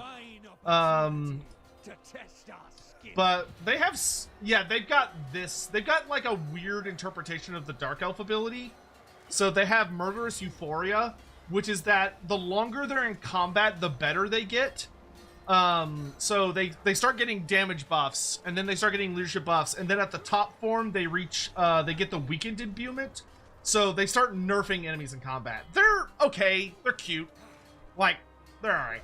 I don't think they're gonna be super popular, but it's nice to have them in the game. Would be kind of how I feel about them. The crossbows though are nice. It gives Slaanesh access to like an actually very good shooting unit. They hurt, you know, they're typical Dark Elf shooting, so they're pretty nasty. They are fairly expensive though. They're a high tier, they're a fairly elite unit. But they're also very good. They're like shades. They're basically shades. No, they're not like Dark Shards. They're like shades. Like they can fuck up a lot of things in close combat. They have very good combat stats for a shooting unit. Because they have the exact same stats as the regular devotees. So they're like Dark Elf shades, but they're in Slaanesh. That's basically what they are. From there, we have the Druki Anointed.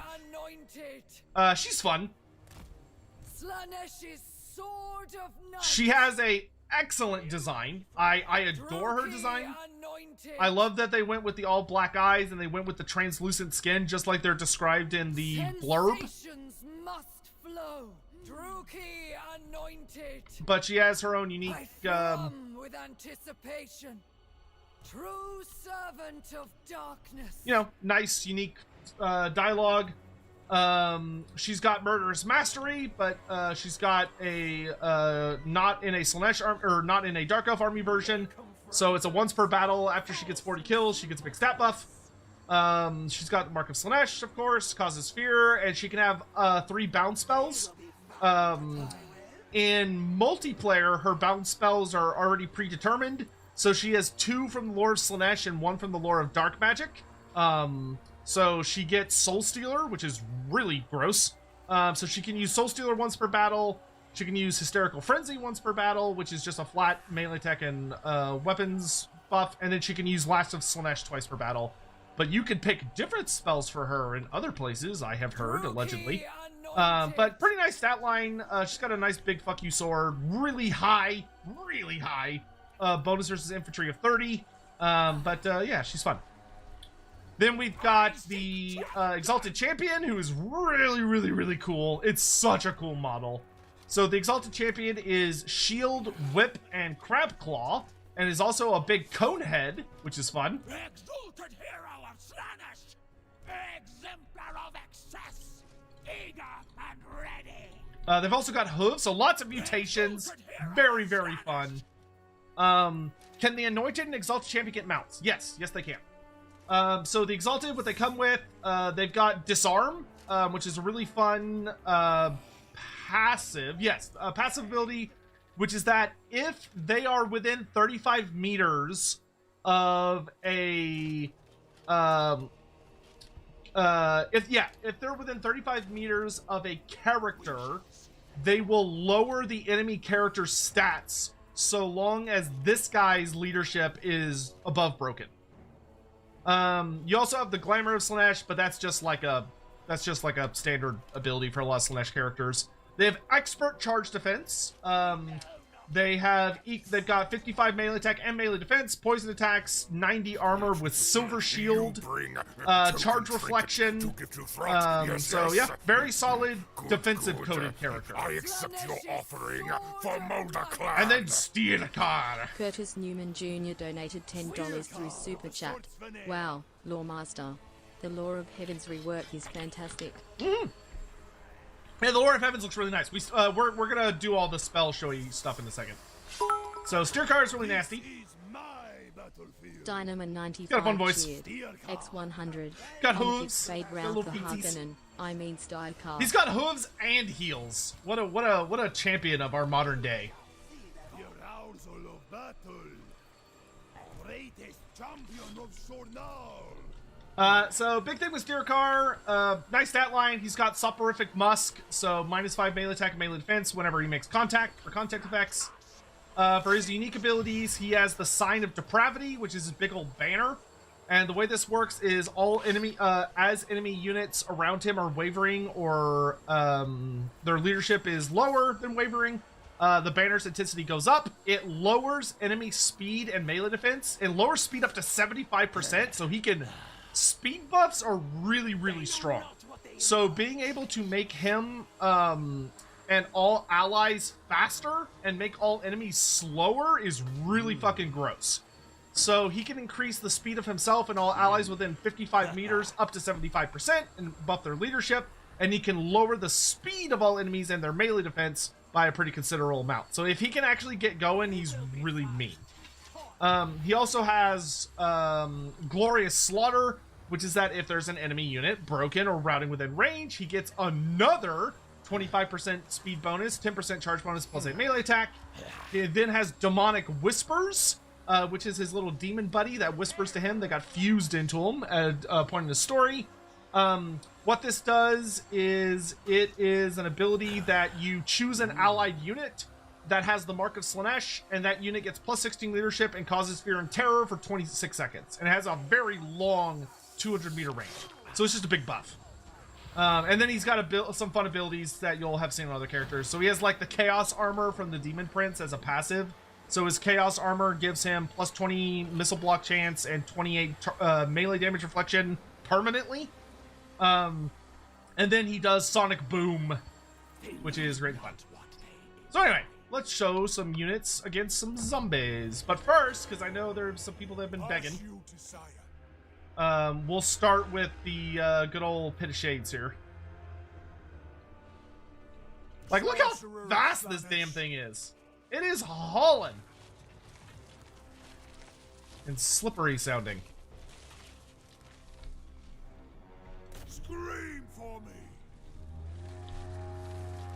Styrgark should have been a legendary lord. Hard disagree. Hard disagree. I think he's perfect as a legendary hero.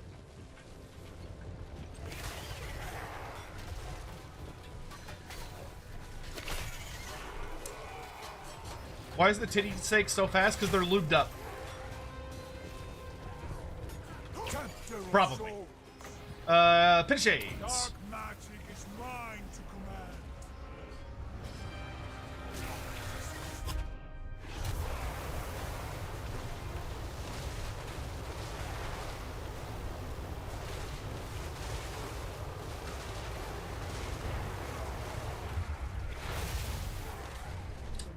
Once again, I don't think the old one was like bad by any means, so I think that's kind of one of those like if it ain't broke, why fix it situation.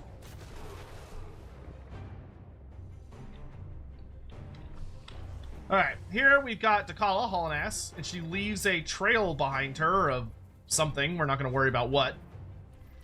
A capricious decision. But she is fast as fuck, boy. Murderous cravings.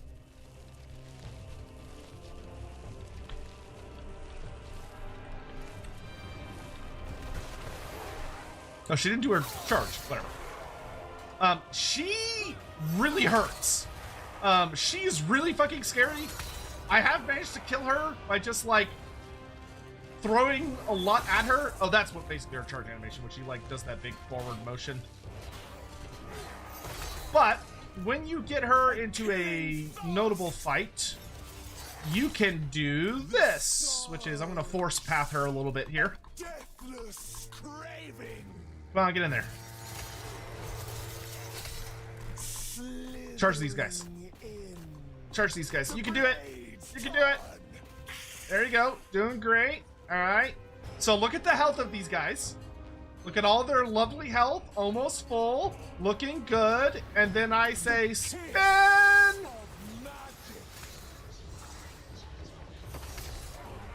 And they are half dead. Like, they're just half the HP just gone. Can anything outrun her? Yeah, some things can. Not a lot, though. Over here, why don't we check in with these nerds?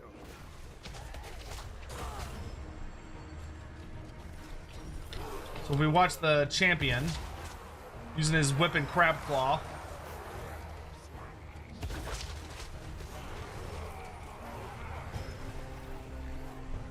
Really? You're gonna kill them one at a time? There we go.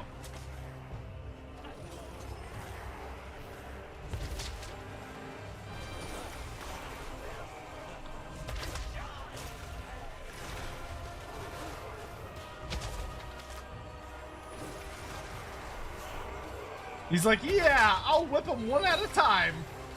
Meanwhile, steer car actually doing work.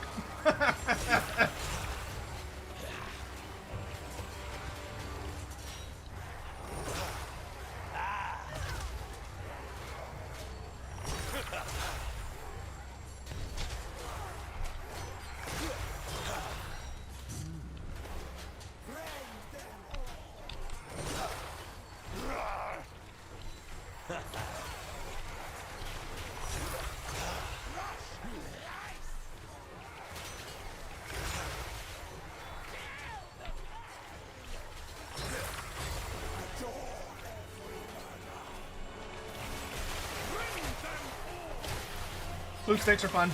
They do a lot of like tail and tongue attacks primarily. Praetons!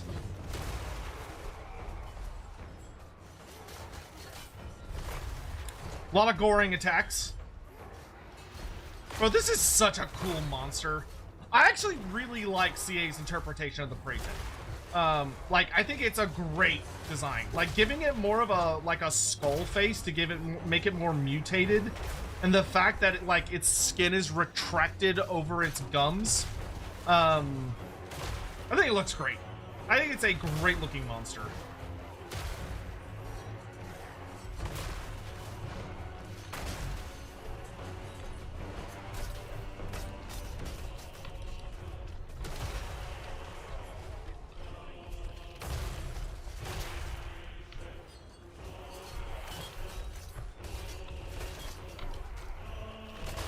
Praeton annoys me in the Slaanesh roster. I mean, what I'll say in CA's, I'll say two things in CA's defense about picking the Praeton. All right, the first, so I actually had a discussion with a dev. I won't say who, but I'll just say a dev about the Praeton in the Slaanesh roster. And there were two things that were said that I very much agree with. The first is that Slaanesh does not have a normal monster that is like unique to Slaanesh, that is like an actual well-known tabletop creature with like a mini. It doesn't exist. Slaanesh just never got a big monster. They just never did. Other than like the greater demons, you know? And so I was talking to this person and I said, okay, but like that could be, there are a lot of monsters that you could have picked. Like you could have picked the Basilisk. You could have picked the gigantic Chaos Spawn. You could have picked a number of things. Why the Praeton, right? Why the Praeton? And the response, which I think is a very genuinely good response. I want to make that really clear, right? The response was, well, Praetons are big horrible monsters from deep within the most cursed forests of the world. And there are Praetons within the Dreaming Wood. Like, one of the primary places you will find Praetons is within the Dreaming Wood of Athel Loren. And the Dreaming Wood is the most cursed, chaos-haunted section of a forest to be found anywhere in the world. That is true. That is just flat out true. And the Dreaming Wood, this person said, is the gateway between the realm of Slaanesh and the mortal realms. So it could, it's not the best argument, but it could be argued that the Praetons are in ways connected to Slaanesh because they appear so heavily within a border realm to Slaanesh. And it went, and for me, it was like, you know what? That's a reasonable argument that I had not thought of. Like, that had never occurred to me. But to say, they are creatures of the deep, dark, cursed forest, and the most deep, dark, cursed forest in the world is the Dreaming Wood, which is a part of the realm of Slaanesh. That is true. That is just flat out true. Now, is it a completely perfect, unbreakable argument? No. But is it a pretty decent argument? I'd say so. I'd say so. And does it add a lot to the Slaanesh roster by giving them a big flying monster? I think so. I think it does.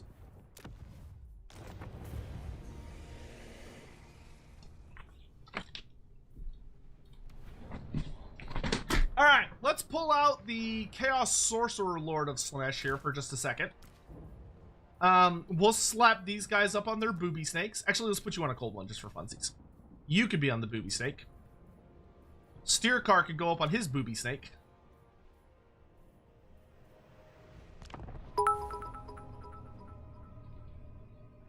Dynamo95 cheered. X100. Underrated part of CA's Prayton emo. I love how leathery its skin is. Oh yeah, I think it looks really, really good, genuinely. Chris Newton, we're about to dive into the Lord of Heaven's rework here in just a second. Dinoman, it's Fade Rotha Harkonnen, I mean Steercard. They do seem very similar, which they should, actually. So, Sorcerer Lord of Slaanesh. I will torment. Pretty standard. He's a little mutated. He has hooves. Champion of degeneracy. But, you know, he's pretty standard to the Sorcerer Lord. So, cool, neat, whatever. Exalt and serve. Neat. Sorcerer Lord of Slaanesh. Not a lot to write home there about. Sensations But must flow. see here, you can take the Druki Anointed on a cold one. You can also take her on a demonic steed of Slaanesh. So she can either ride a Velociraptor or a big titty snake. It is your choice. But you know, she's fun. So you can just kind of throw her in. If we make them haul ass. But yeah, the Sorcerer Lord is pretty straightforward. Can I show off the mask? Oh, yes, I can. That's a good one. I forgot about her for a second. I seek challengers.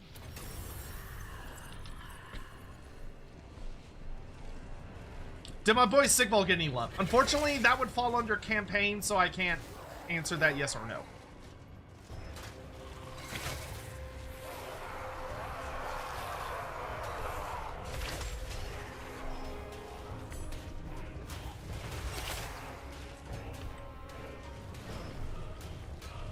Did the Keeper of Secrets get an update like the Lord of Change? I don't know what that means.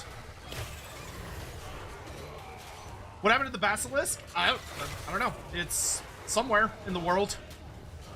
Waiting diligently. It'll have its day.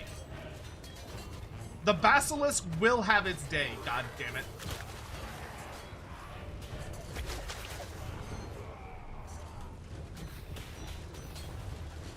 Man, can you imagine what the feeding bill is on one of these fuckers? That is a big boy. But it is very nice to finally have all of the demonic mounts in Total War Warhammer.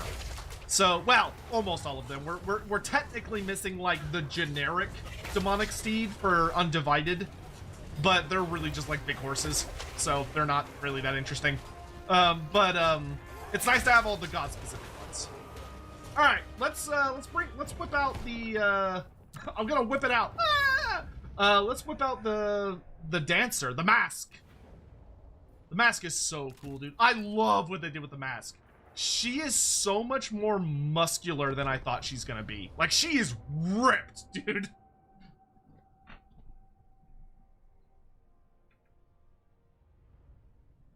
I'm happy with the Prayton. It's an odd choice, but I don't dislike it. On its own, I'm the love the design of it. Yeah, me too. I love it in the Beastman roster. I'll say that. In the Beastman roster, it is ace. And I find it very helpful in a Slaanesh roster. And like, yeah, the Prayton is a tormented, tortured creature. And it's like part of the Tormentors roster edition, which is like... Like, look how ripped she is, dude. Endlessly contorting. She's just vibing. She's having a good time. The living dance. Mask of Slaanesh. Like, her thighs are so big.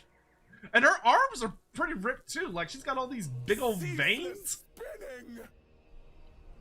Mask Mask of Slaanesh. I mean, look at her, like her shoulders are fucking like, oh, like that is the most ripped Slaanesh demon I've ever seen in my life. He bids me, I obey. But anyway, so we'll just unleash her. Oh, as far as what she does. So her big thing, very, very fast. 70 speed. She's even faster than Takala, who is 65. 65, yeah, she is the free LC. 65 melee attack, 63 melee defense. Very high, plus 25 bonus versus infantry. Good damage, good charge bonus. She's got slippery, heroic killing blow, and then she's got her different dances. So you could do the Waltz of Lethargy, which the Waltz of Lethargy gives her plus 6 melee attack and lowers the enemy of all, lowers the melee attack of all enemies within 35 meters.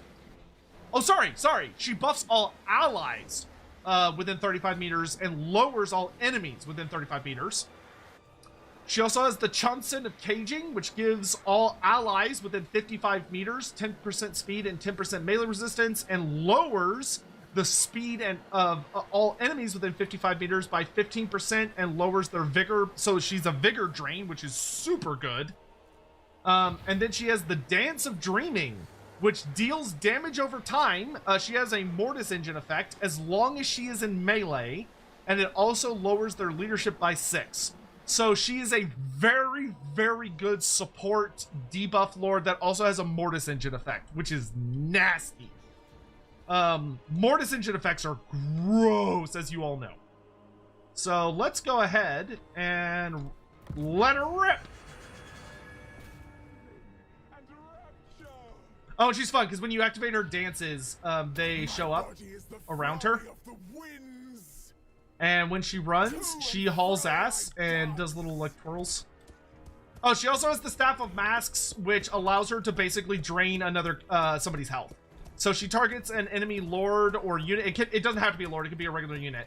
And she drains their health and vigor and heals her own health and vigor. It's pretty nasty, actually. So she has healing, which is great.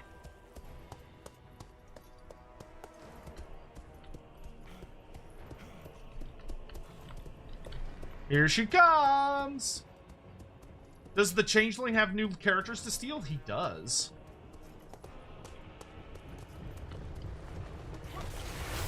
And this is cool. Whenever she fights, a spotlight shows up.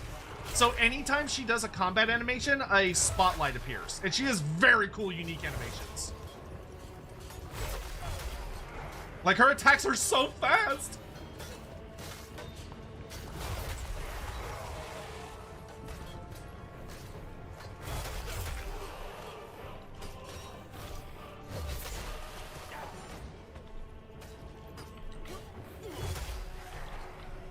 But I love that it's like Slaanesh's attention is on her every time she is battling, which is very cool.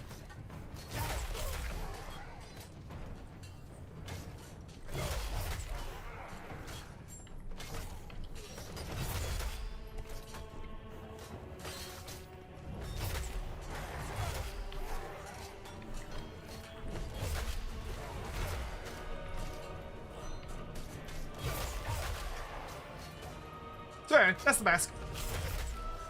I will say, there are some campaign mechanics I want to talk to y'all about so badly because they are so fucking cool, but I can't. I can't yet. We gotta wait. All right, High Elves.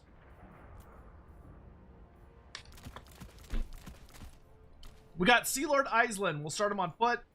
You can see here mount-wise, he can either ride a Sky Cutter Chariot or he can ride a unique Star Dragon. His Star Dragon actually has a unique coloration, which is really cool. Okay, Chad said I could take multiple lords, so I'm going to test that theory. I'll bring a Sea Helm. Is it like in the maps? Would it be under... Are you sure that does that require a mod? Ah, allow multiple lords. Look at that. How fancy. Okay, so we'll bring a Sea Helm. We'll bring... No, not Tyrion. Iceland. Can I have multiple Icelands? Oh, that makes this so easy. Holy shit.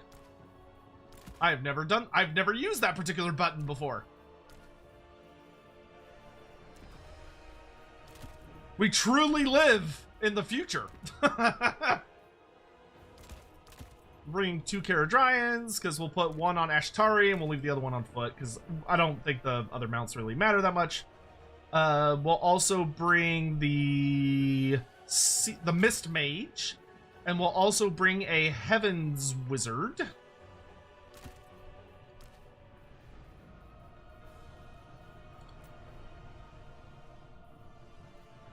Yep, we'll bring your items, that's fine.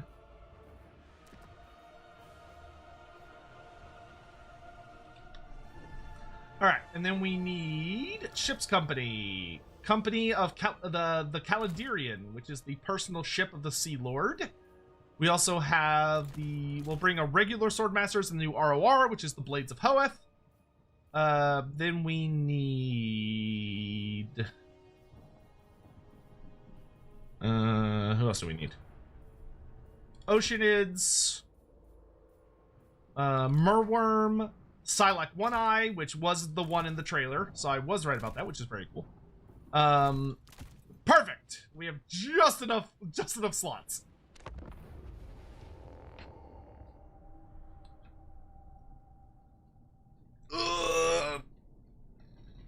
Diamond, thank you for the bits. Lokir looking at this army with utter blessed dread. Yes, indeed. Yeah, I am hoping to see the Merworm maybe added to some more rosters. Like, I'd love to see the Dark Elves get access to the Merworm, and I'd love to see the Vampire Coast get access to the Merworm, but they'd have to make an undead version for the Vampire Coast. Cheered. X100. Lokir looking at Theo's army with utter blessed dread. Blessed dread. So the Merworms are fucking huge. They are absolute big chunkus boys. They're up there with like the Elemental Bear and the Dread Saurian as far as size class goes. They're also very, very, very, very, very, very, very, very, very, very, very, very tough. They have a shitload of HP, good amount of armor, really solid combat animations. They've got a nice big bonus 30 versus large.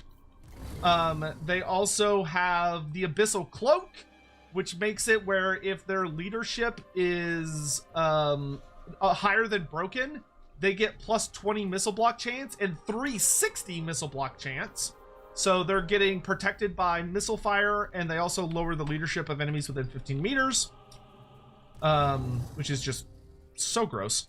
They also have a 25% missile resist. So they have a 40% missile resist. Well, not 40%. They have a 25%, and then they've got basically a silver shield in all directions, or a bronze shield in all directions. So functionally close to a 40%, I believe. And then they also have regen. They have regen because fuck everyone. But they're nice big hippo boys. Psylocke One-Eye does indeed only have one eye, as he should. Psylocke One-Eye's big claim to fame is that he has Enfeebling Cold. So the Enfeebling Cold makes it where all enemies within 35 meters of him get stat debuffs. Fun.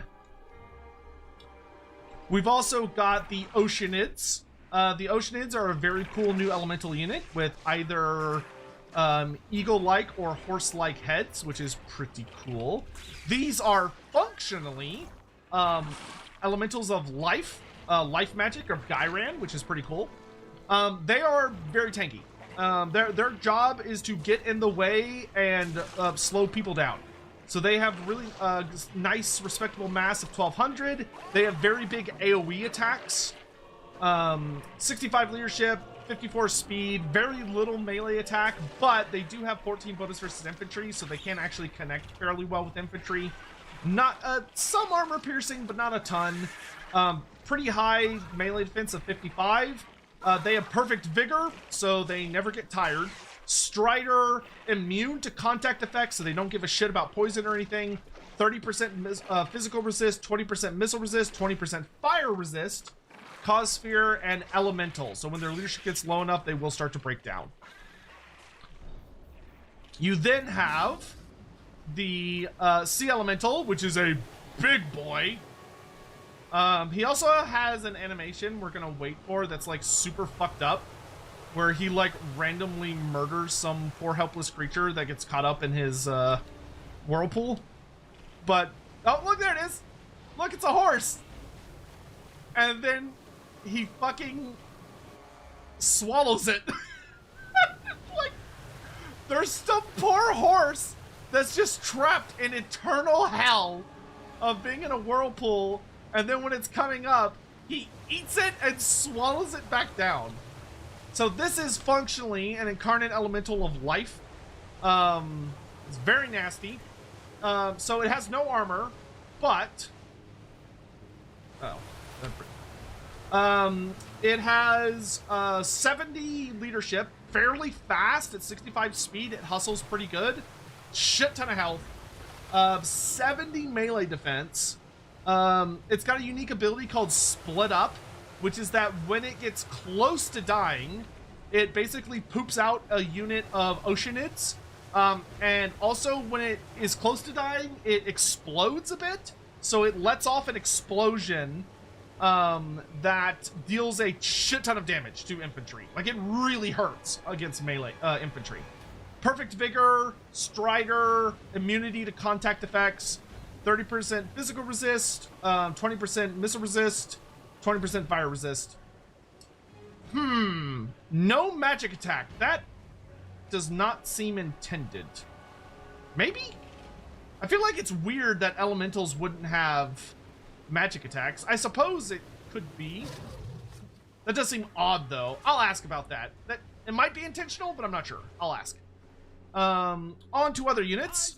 We've got the Lothern Skycutters. These guys are OP as fuck right now, in my opinion. They are horrible to fight against because they're kind of impossible to kill. There's only 4 of them. They're very, very fast. They have 90 speed, which is fucking insane. 80 armor, which is pretty goddamn good. They don't have a lot of melee defense, but it seems like connecting with them is pretty difficult if someone is playing them that has a brain like Anticity, because they can just run away, and it's really difficult to stop. They have 1700 mass, so they're pretty fucking heavy. They have 50 ammo with magic arrows if it's the Pew Pew variant. They also have a really high charge bonus of 60, pretty respectable weapon strength of 54 with 18 of it being armor piercing, 30 melee attack, 26 melee defense, but then they have this ability which is called Momentum, which is that when they're charging, and they're charging at like good speed, they get more speed, charge speed, a 20% extra charge bonus, and 50% extra mass. These guys will fuck you up on the charge. Like, I've seen, they've shit on my, I sent 2 Manticores after these and they just beat the shit out of them. They also have Firewall Moving on the Archer variant. They also have 360, as you can see, shooting. The Bolt Throwers can only shoot in one direction. For some reason, CA decided to give them the alternate fire modes. In Tabletop, I believe they can only shoot one type of arrow, which is the single shot. But here they can shoot multi, and they've got these big old Bolt Throwers on the front.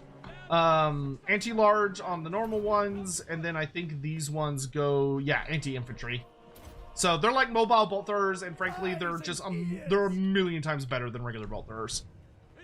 Because I think CA accidentally buffed them, because I'm pretty sure in Tabletop you could not multi-fire with them. They only fired big bolts. Here we've got the Ship's Company. So the Ship's Company are a really nice new unit of melee elves. They're very, very low tier, but they fill a nice niche in the elf roster. Silver Shield, so pretty resistant to small arms fire. You know, pretty meh stats, but, you know, martial prowess. Just a nice, cheap shielded infantry unit. They do have aquatic, though, which is cool.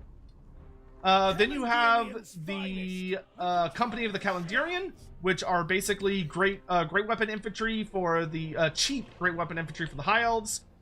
Their big claim to fame is they have actually much nicer stats, 60 armor instead of 30, much higher melee attack at 36, good armor piercing damage, and they have martial mastery rather than martial prowess, so they get quite a bit of extra melee defense and melee attack until they're below 25%. Also aquatic. The next ROR is you have your regular sword masters, and then you have the Blades of Hoeth.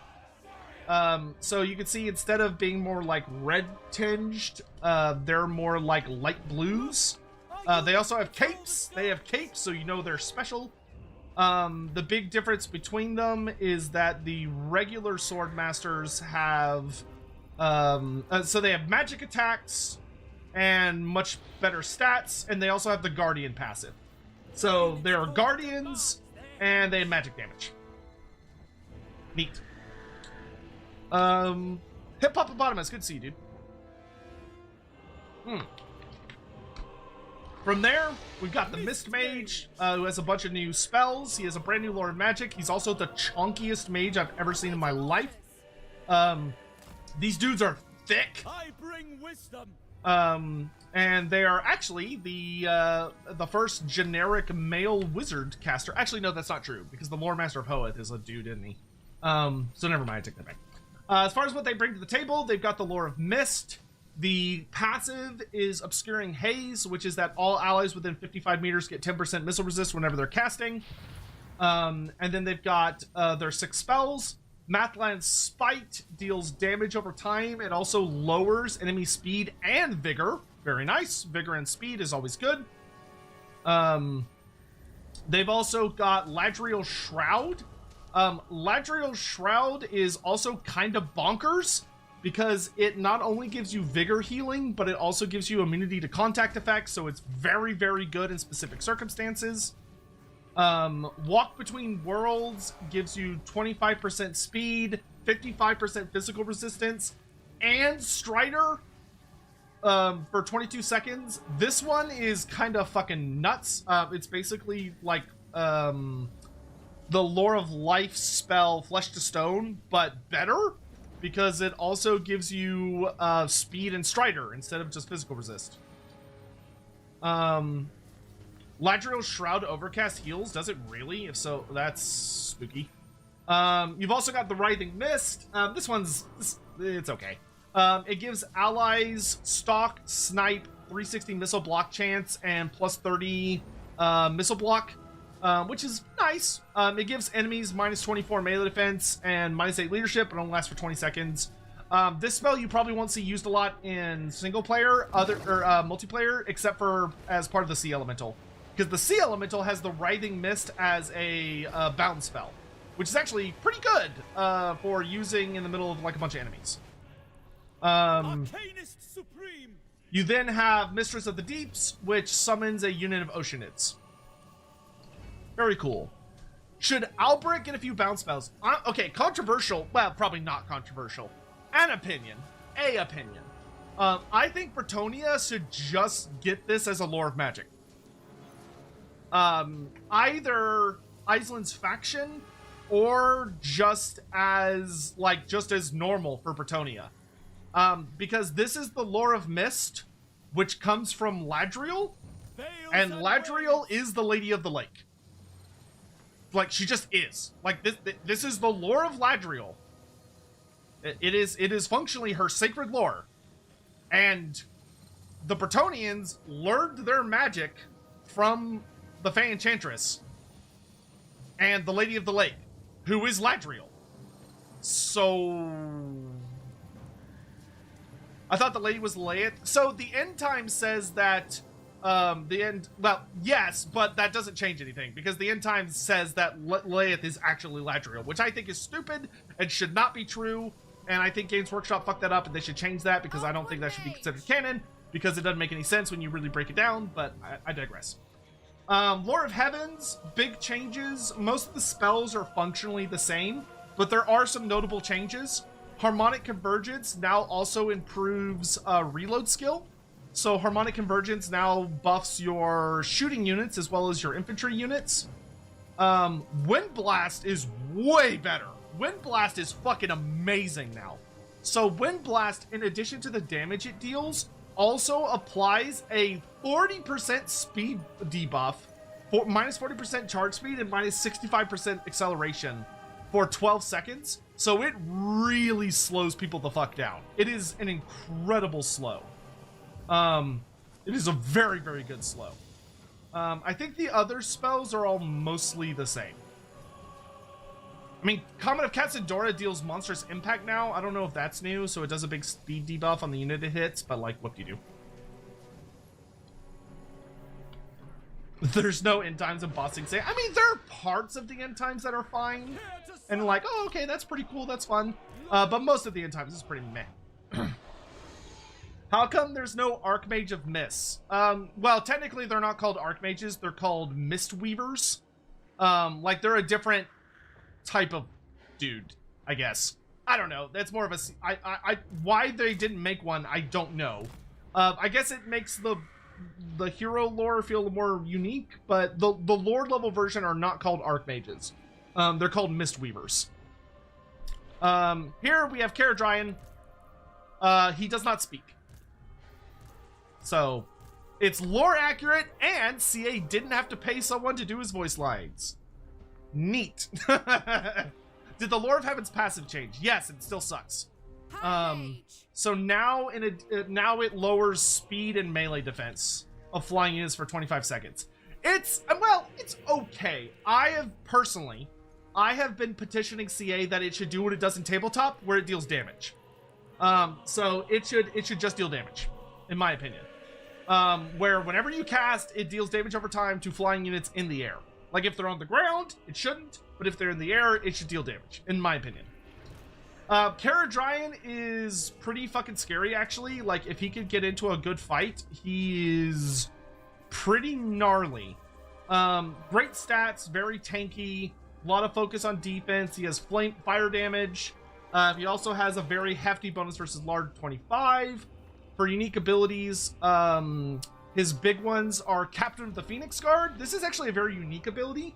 So Captain of the Phoenix Guard is an infinite use ability with a 2-minute cooldown, where he picks an allied infantry unit. They have to be infantry, they have to be small, and they give he gives them physical resistance and healing, and it's actually very good healing. It's 0.5%, which I think regen is either 0.1% or I think it's 0.1 or 0.4. But it's very aggressive healing. That lasts for 43 seconds. So it's a ton of healing. He also has the Phoenix Blade, which gives him the flammable passive and gives him further damage buffs. And he also stole Tyrion's combat buff of Faint and Repulsed, which is very funny. You can take him on a couple of mounts. You can take him on a horse, a chariot, or on Ashtari. So Ashtari is a Frost Feather Phoenix with unique color scheme, so he's more like black and stuff.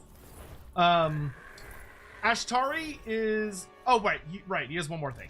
Last thing he has is Mark of Assurance. This thing makes him very fucking scary. So what the Mark of Assurance is once he is below 20% health, as long as he is on the ground, he deals very, very high damage over time to all enemies within 35 meters. It is really nasty. If you can keep him from breaking, he will just melt units around him. Anyway, Caradryan up on his big old Ashtari. Super cool. He does have a unique, he does have a really fun passive. When he's up on Ashtari, he gets access to Frostfire, which Frostfire is a contact effect that lowers enemy speed by 30% and also deals 20% fire weakness. So if you pop the Phoenix Blade, it means that when Caradryan hits you, he's hitting you with fire damage, and he also is giving you 40% weakness to fire damage, which is pretty nasty. The Sea Helm, I'm not gonna lie, I'm a little disappointed they didn't get bows, but they're pretty, they're the cheapest lord you get access to. They're even cheaper than princes. They're mostly just kind of nice little support characters that are reasonable melee combatants. They have pretty decent armor. They have okay armor at 70, silver shields, 58 melee defense, which is pretty high. They've got these big chunky tridents, so they have a solid bonus versus large. Their big unique thing is they have a unique passive, which is I think this is a, I don't remember if this is an item or one of these is a, I forget. I think this one is a passive they get. I'd have to check in campaign.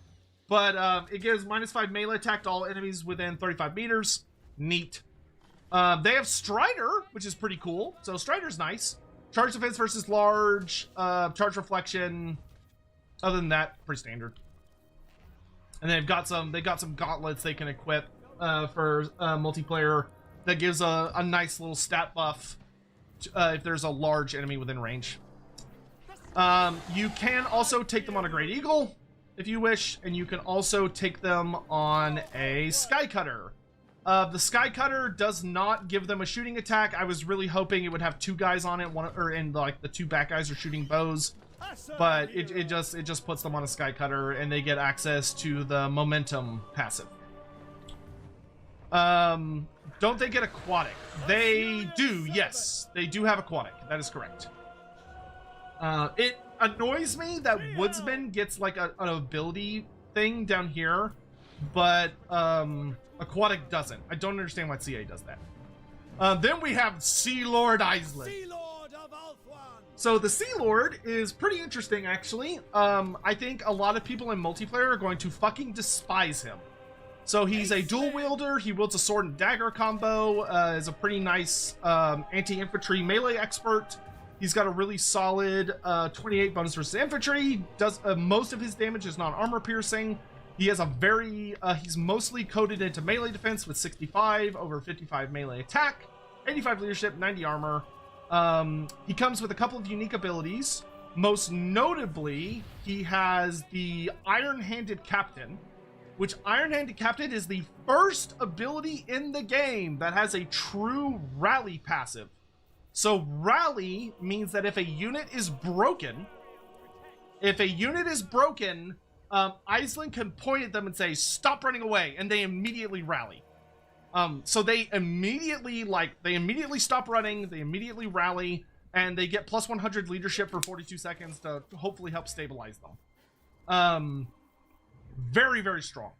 And his other ability, which is absolute horseshit, and really, really nasty, is Master of Mists, which increases the range. It's a 35-meter bubble, where Iceland can increase the range of all allies in said bubble by 100%, buff all of their missile damage by 25% for both armor piercing and regular, improve their reload rate by 20, and gives them stalk and snipe. He can do it once per battle. Spoilers, it will melt your fucking face off. Holy moly, it will melt your face off.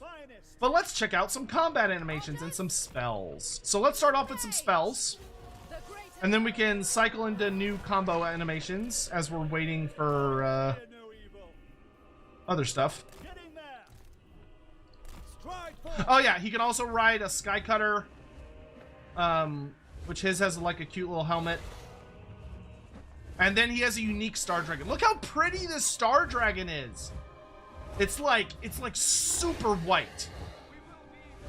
Like, he's got like a bleached Star Dragon. It's a beautiful coloration. No, not you. I wanted the other one. Where are you? Yeah, that one. Gone already. Transferring. Alright, so let's start with the new Lord of Heaven spells. So we've got Harmonic Convergence, which if I cast this on a unit of infantry over here,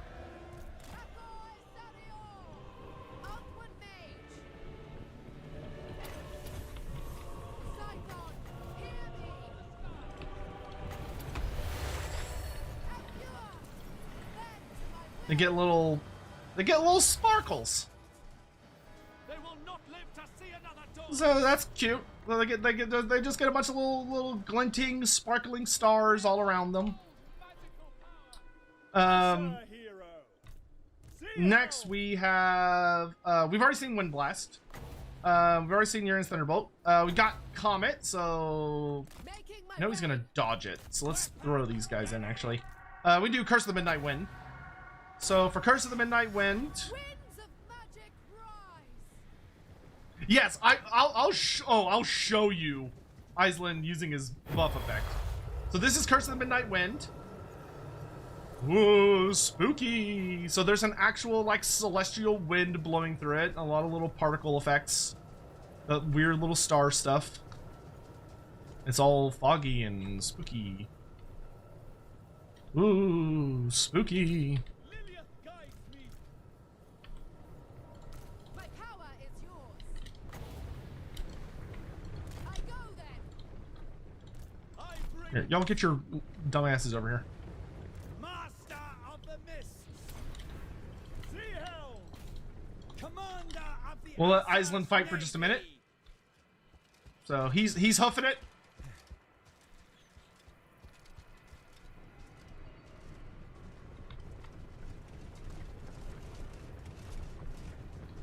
Sea Lord Aisland.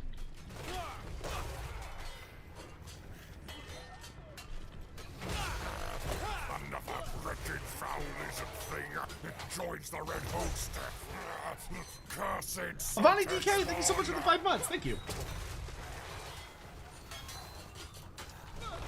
So, you know, pretty decent dual wielding animations. Pretty standard.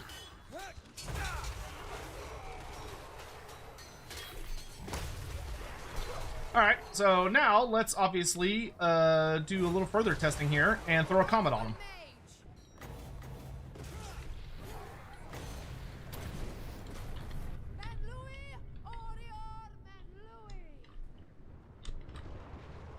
So there's more build up.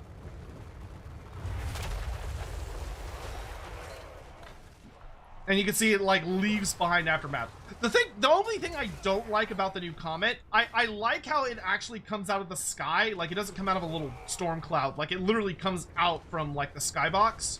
And it's like way more lightning and a big boulder, and it leaves behind like a really cool aftermath. But it doesn't the impact isn't as heavy. Like the audio doesn't sound as good, which should be relatively easy for them to fix. So I'm hoping they fix that. Because like the old one I felt had more of like a kaboom when it hit the ground. I'm not as big of a fan of the current kaboom. I do like the way he uses his trident shield. I do think the Sea Helm has really fun combat animations.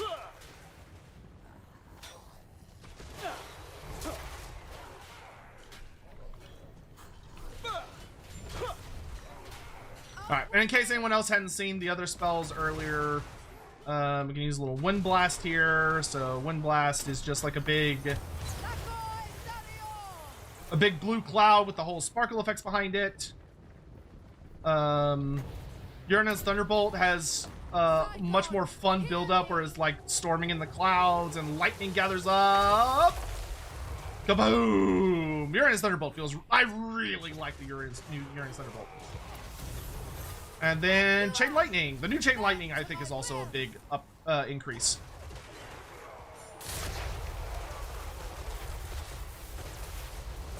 That's sexy. Mm-hmm.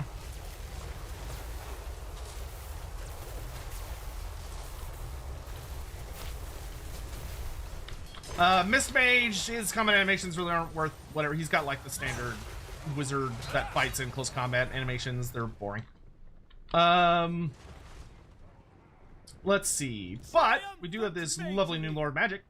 So let's start with Mathland's Spite. Oh my gosh, Ladriel's Shroud does heal when you overcast it. That's really good. So let's start with Mathland's Spite. So if I throw it on these guys, so you get this like whirlpool above them, and then it starts to like rain.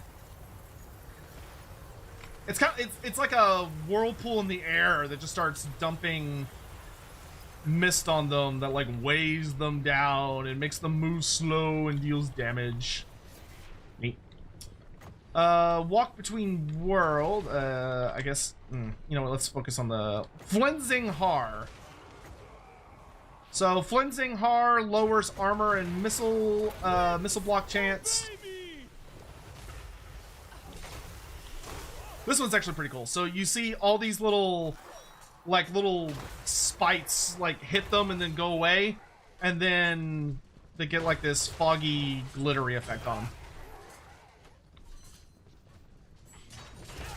It almost looks like they're like dripping wet or something. Then we've got the Writhing Mist. I command the waters. Sends out a big old wave. And then after the wave, it leaves behind a spooky fog. Or a mist, you might say.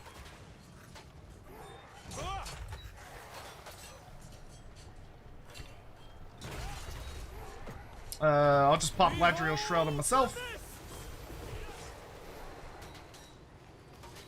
So Ladriel Shroud, you can see the after effects. They have these little glowies on them. We'll show more of that later. All right, let's show off some other combat animations. So these guys, you can see, they just pew pew pew pew while they're moving. They are surprisingly nasty on the charge. Most likely.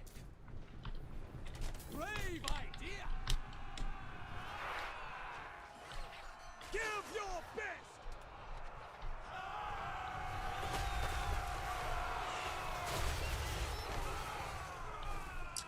Skyfeather Rocks doing what they do best.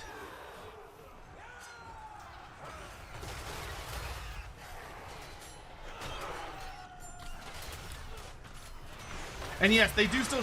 I think they still shoot while in melee? Yeah, they do. They still shoot while in melee, which is nasty. Got some nice stretchy material back here. Honestly, considering how awkward these things were looking on tabletop, they did a pretty good job with the combat animations. Where like they just dive down with their feet or their beaks, and they also have like wing attacks, which is good enough. All right, I think I should have enough magic for the summon. Ye Mistress of the Deeps.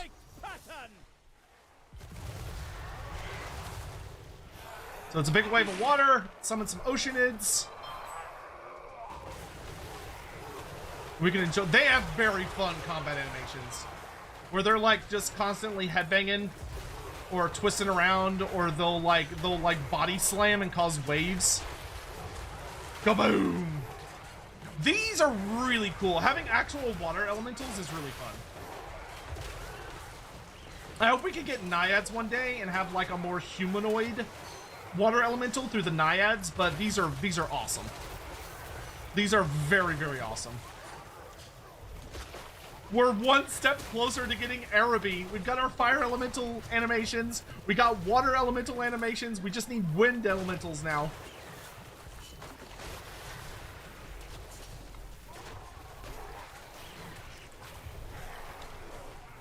Can I shoot the bolt throwers if I face away from the target? I'll try. Turn around, boys. Oh. Yes, that appears to be the case. I will add that to my bug report that I'm submitting I submit bug reports. I try to get them in like once every 2 to 3 days for these. So I will include that on my submission list. Thank you for catching that. The gods are with us. I think the only spell we haven't really seen is Walk Between Worlds. Which, here. Oceanids, come over here. It's kind of hard to see it on them. I'd rather cast on a regular infantry unit. Well, we can start a battle over, so there's fresh... Here, let's redo this so there's fresh zombies for the merworms to fight.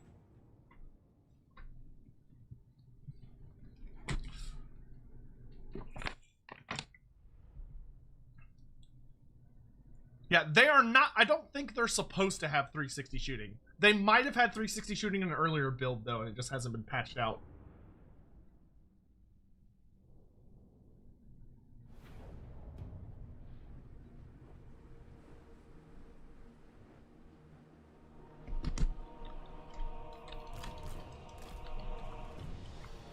Alright. Who's ready for some merworm and sea elemental action? Arcanist Supreme. Alright, so here we'll look at the buff spells. So you've got Walk Between Worlds. Ooh, mystical. That's cool. Big Borks. That's a nice effect.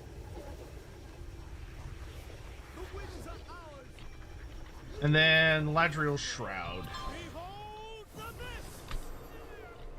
Oh, look at that! Like a big old helmet shows up over their heads. That's cool. I didn't notice that the last time.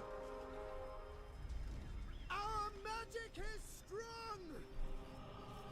Very cool. We have untold magical All right, it's time, boys. It's eating time.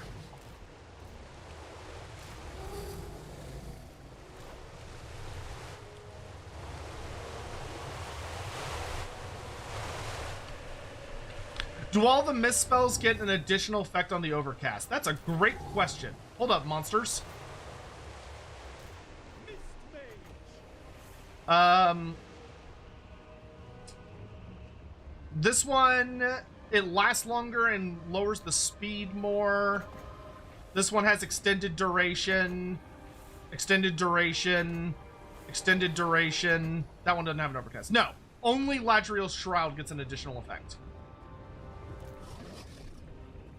All right, let's send in the Sea Elemental first. With his spooky beaked dragon head. See, this is a creature I'm fine having a beaked head, unlike the fucking Quaddle. I love that he turns into like a wave to crash into them. Oh, it's got such good disruption animations.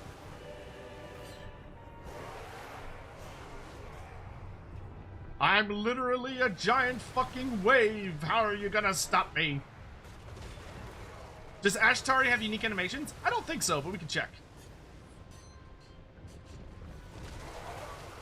Yeah, that one he just pulses. Oh my gosh! Wow, look at the disruption on that. Holy moly. I'm gonna move this Merworm away so we can get his charge animations in a minute.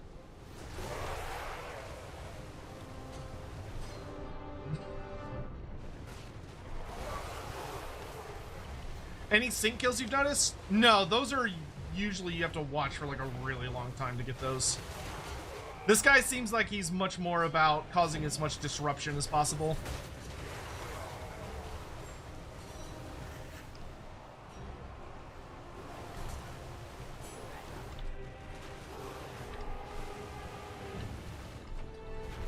All right.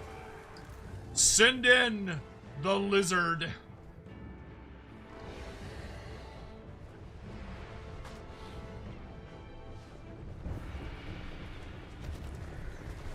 Ooh! I love that. That animation kills me every time. That man just comes in and body slams. I think I seen my dog do that when she's happy to see me.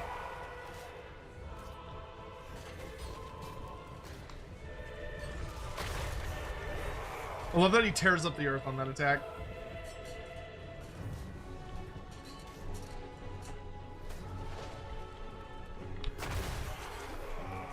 Oh, his tail gets involved in that animation too.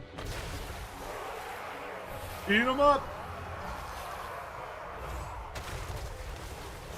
Y'all want to do a Dreadsaurian versus a Merworm and see if anything interesting happens?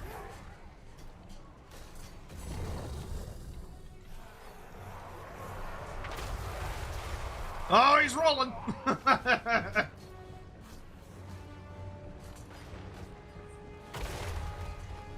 You do? Okay.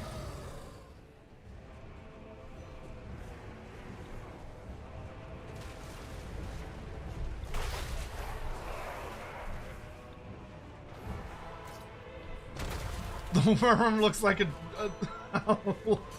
Turret said the worm looks like Wookiee. It does kind of look like Wookiee. You're not wrong. Good old Wookiee. Alright. Ooh, man. What a dramatic jump. Some powerful legs. Can I do a Merworm versus a Toad Dragon? Yes, we can. Alright. Alright, we were going to check if Ashtari has unique animations. Ashtari, get on down there.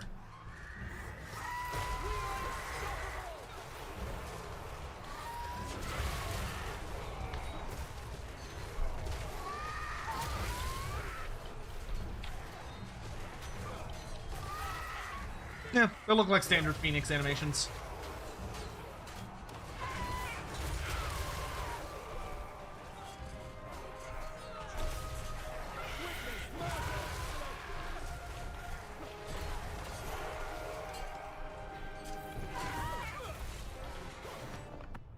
Well, I don't think Wookiee was a Chihuahua, but I don't know what Wookiee was. All I know is that Wookiee was so wonderful, but he was also one of the ugliest little critters. Poor guy. Like, he was so ugly, he was cute, you know? Okay, so let's do... we'll have the AI be the defender, because it's more likely to not goof off. And we'll give the AI... Let's do a Slaan with nothing on him. Just a naked Slaan with his little booty out. And then a Dread... Actually, no. I think we want the Dread Saurian to be the aggressor. So let's have him be a High Elf. And we'll do a Archmage with nothing on her. And then a... What? Yes, that's right. God, my brain. And then a big old Merworm. And then I shall play the Lizards. And I can just... whatever.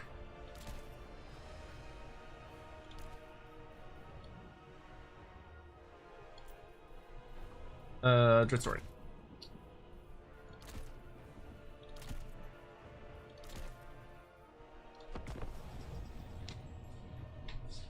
Oh, I should have done a regular Dreadsaurian, not the other one. Because that would be more fair, right? It should be the Dreadsaurian that doesn't have riders. Do you even need lords?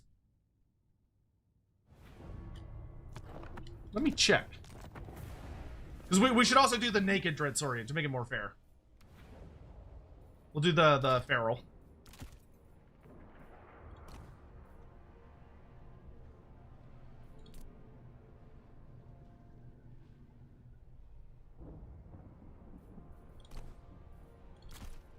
Now you need a lord.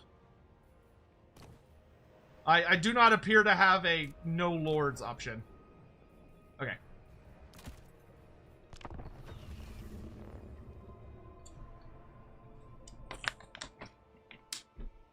Oh, yeah, that's true. I mean, yeah, I think the Merworm will win this because, yeah, you're right. It has regen and it has anti-large, whereas the Dreadsaurian doesn't.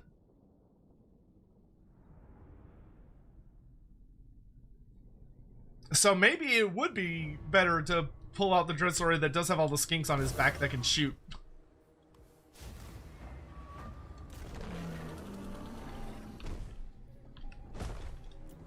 Kaiju fight! Kaiju fight! Kaiju fight! Kaiju fight!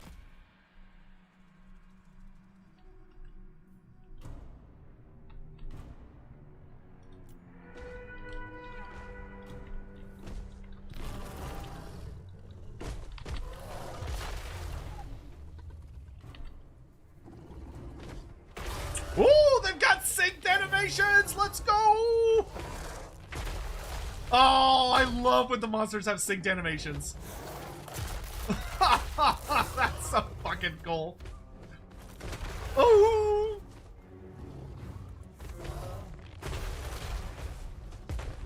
You gotta love it.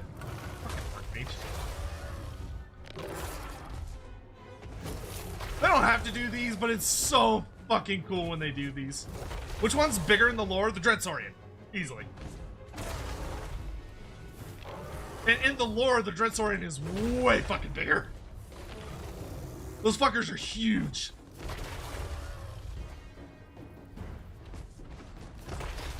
And it would absolutely curb stomp Merworm.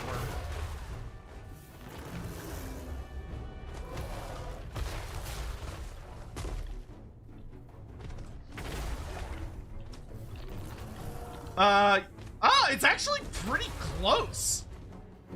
I mean, the Dreadsaurian still has more health at the moment. Dreadsaurian might win.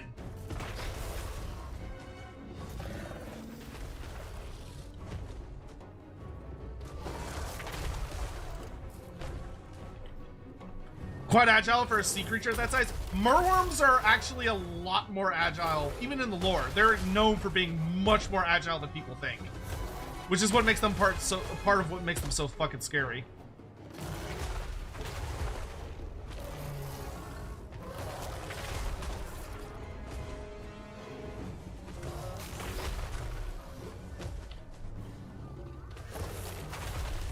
Dreadsaurius is clocking the shit out of him.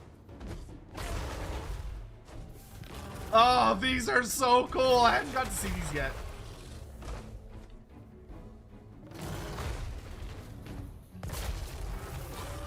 Fucking Archmage, get out of the way, loser. The Dreadsaurian won! The Dreadsaurian, even with the mage running fucking distraction.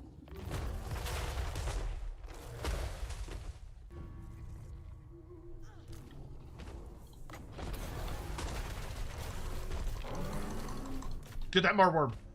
Get him. Oh, the Merworm is notably faster.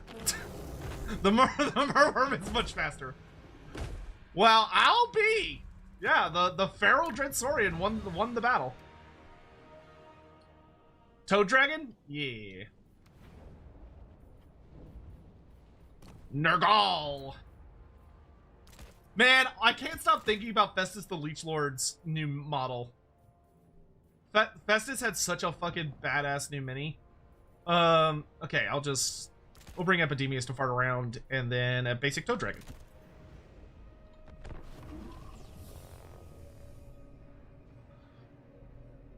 Yeah, Dreadsaurians don't have bonus versus large, but they have so much fucking damage and melee attack, it doesn't really matter.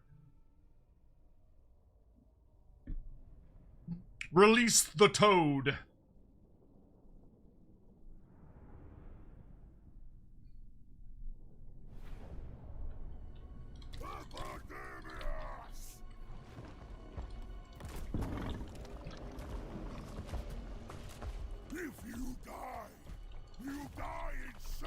To the eternal cycle of rebirth that Nurgle cherishes. Alright, it's time for Swamp Puppy versus Ocean Puppy.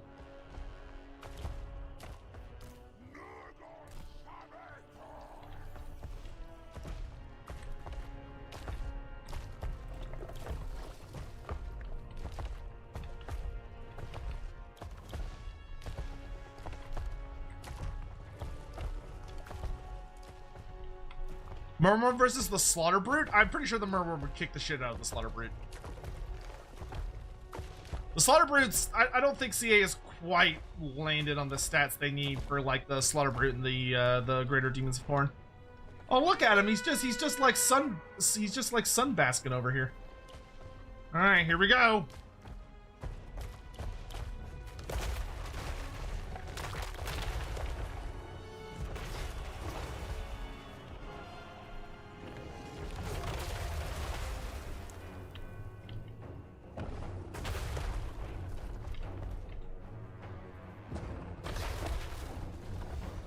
It's crazy to me that we have several monsters of this size class. Ugh. Ugh, that was a unique one. He just vomits on him? Ugh. Ugh.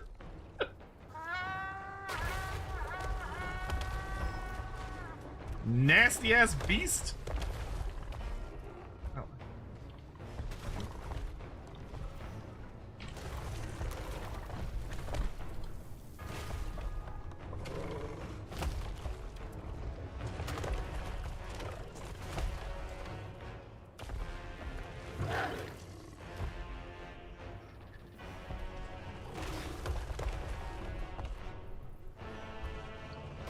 Nah, I think it's better to do it this way. The insert, I think, focuses a little too hard on the Toad Dragon's perspective. Like, he gave him the tongue whip.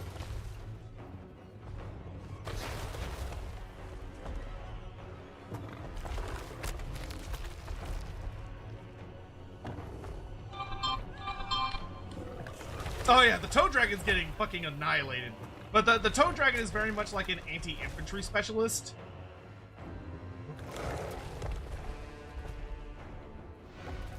Like, if you compare their stats, the Merworm is better at, like, everything. Right? Yeah. Yeah, the Merworm is way better. And it has regen. Yeah, Merworm's just absolutely... But I'm pleased to know the Dreadsaurian is still king! Fun stuff. Oh, I need to eat lunch soon.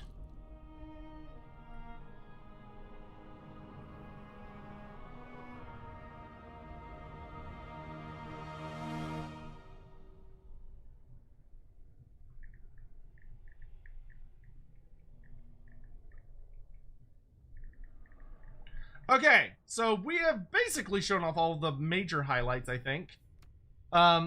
Is there anything that y'all did not see in, like, custom battle multiplayer that you want to see? A Merworm versus a Necrosphinx? Sure, I guess, why not? I don't think that's gonna go well for the Necrosphinx. I don't think they're in this... maybe? I can't imagine this will go well for the Necrosphinx, but I suppose we can look. Norscan is, we did do that earlier. So, like, if you go to the YouTube, you could just pop the stream back. Did the Noble get a Griffin? No! Which I'm still annoyed about. In my opinion, which is, of course, never wrong. Ha ha ha ha. I really would love CA. Like, I would love for patch 7.1 or patch 7.2 to be the mount patch. And for us to get, like, a big update to mounts. So, like, put in the, for campaign, put in, like, all of the chariot mounts for the orcs and goblin lords and heroes. Put in the griffin mount for the high elf noble. Put in the manticore mount for the dark elf master. Put in the Cimmerian war sphinx for the Tomb King prince. And then give us, and, like, for the free LC, give us a fucking, I would say give us the dwarf shield bearers, and at the same time, using very similar animations, give us the Skaven war litter.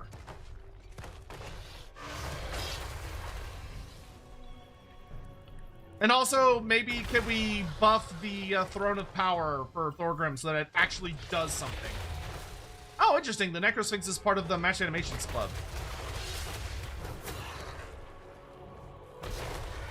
He is getting tail whipped into oblivion.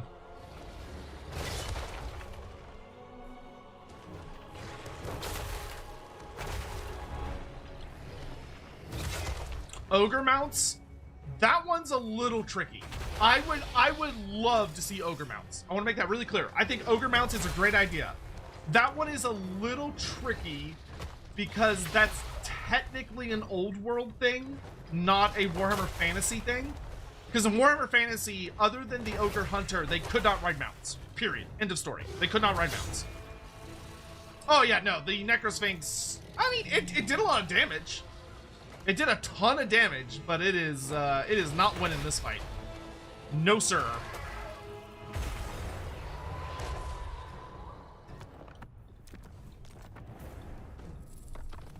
All right, the last one I saw that I'll do, because it sounds fun, is the Charybdis. Poor Charybdis. It's only 1,600 gold. Oh my gosh.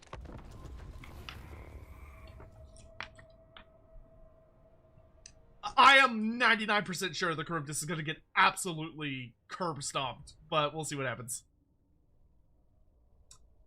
Tactical, thank you so much for the 31 months. Thank you. I really appreciate the support. Thank you, guys.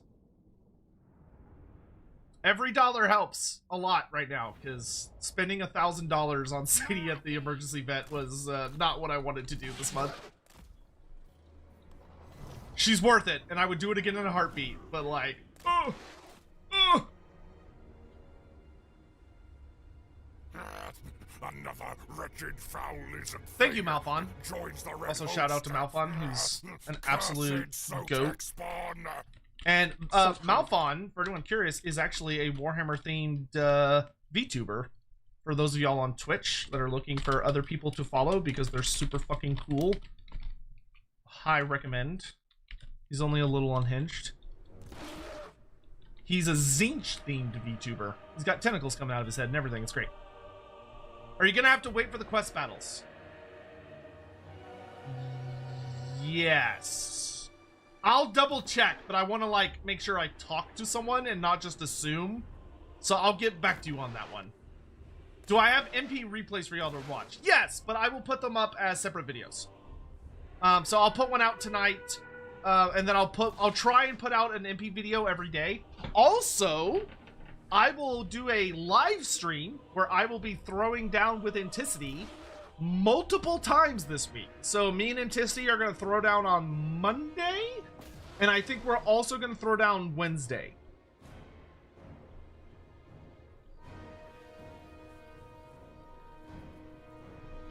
What games am I currently playing? Is anything stand out as awesome? The new DLC for Total War Warhammer, which is what I'm showing off right now, is looking pretty good. Looking pretty solid so far. But I've been playing a lot of Age of Mythology, or Age of Wonders 4. Holy shit, that game is so addicting. Age of Wonder 4 is so addicting. Like, it's so good. Like, they were like, oh, hey, can you do a sponsorship? And I was like, yeah, sure, that's fine. And I started playing it, and then I realized the sun was coming up, and I hadn't stopped. And I was like, oh, God, it's addicting.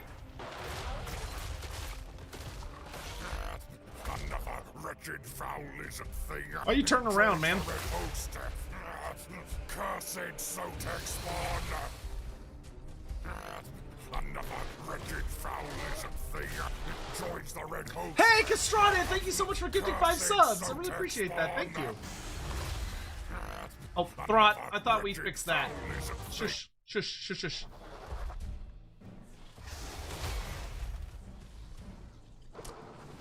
The AO4 DLC's call us an arm and a leg. Ah, well, you know, hopefully they'll go on sale. The fucking Archmage is skewing the result.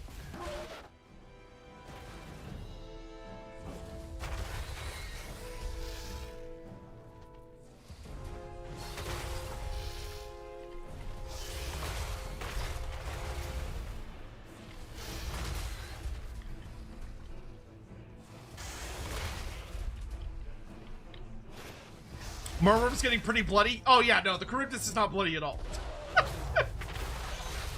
Did I already do the Murworm versus Cursed Ettin? The Cursed Ettin would get its shit absolutely rocked. I mean, I could do it, I guess, but I can tell you, the Cursed Ettin is not designed for that matchup. It is going to have a bad time. Oh, he's running. Oh, okay. I mean, it hurt it. It hurt it pretty bad. I mean, considering that the Charybdis does not have any regen, which the Murworm does, and the Charybdis is only 1,600 gold versus, what is the Murworm? The Murworm is 2,500, so it's almost 1,000 gold cheaper. The Charybdis did really well. You want to see the Cursed Ettin Runecaller variant? Sure.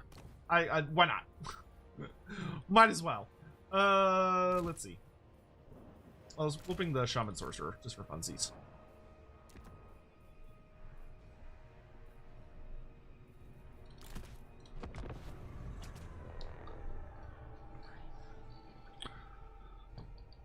I'm down for an AOW4 stream. Yeah, I'd like to do some of those. Coming soon.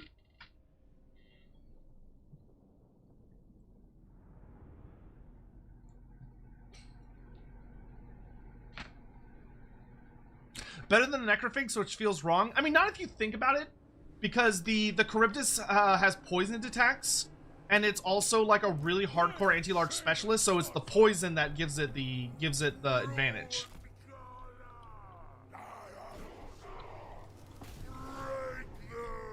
And I'll use his magic because I think that's fair.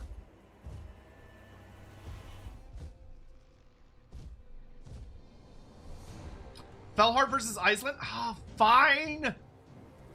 You're right, we do have to do that one. That was a little silly looking. corrupting power!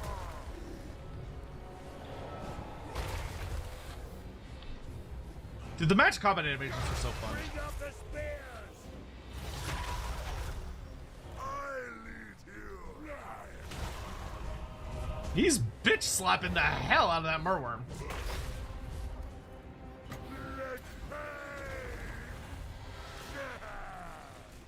Let Archmage, lady, get out of the line of fire, please. Counted between the eyes! I love the little head on the Cursed Ettins just constantly making commentary.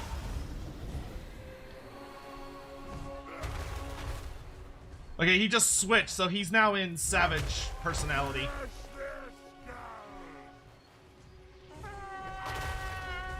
So he's regenning now. They've got beasts of war!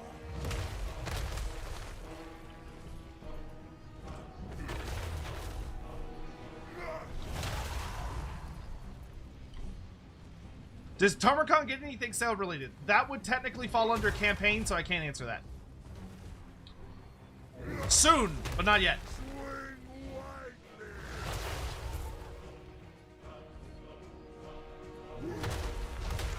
Alright, how they doing?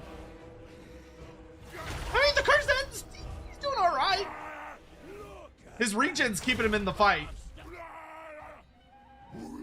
Oh, and then that final slap to the face. Not even gonna finish me off? Rude. But, I mean, yeah, he did okay.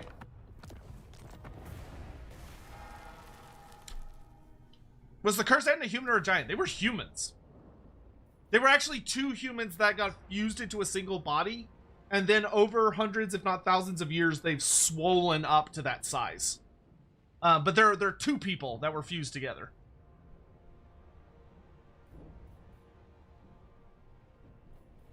I kind of want to see a regular giant.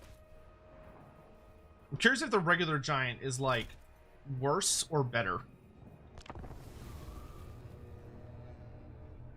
And then we'll do Iceland versus Lokir on foot. And then I will have to stop so I can get lunch and check on Sadie and do all that stuff.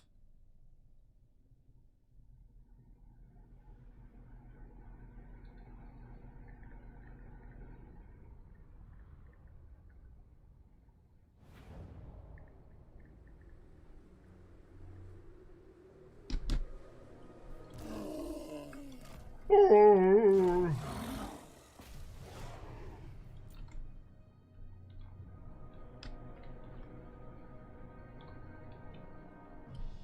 Ents are a whole small tribe that got cursed. They were not that small, but they were an entire tribe that was cursed, yes. Because they were given a lot of power by the Dark Gods and then they betrayed Chaos. Which is pretty ballsy.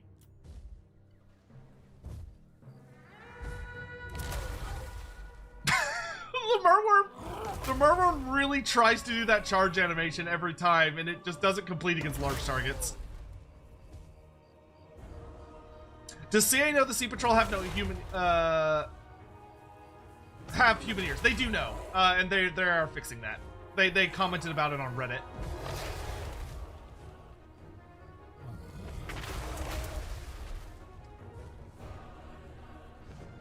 Can more Cursed Ettins be made?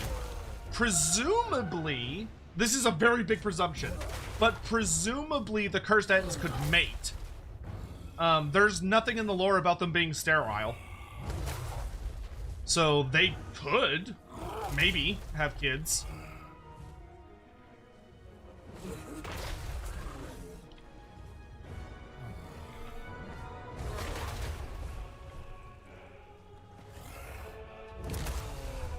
Man, that headbutting something that big would be the most badass fucking thing you could ever do.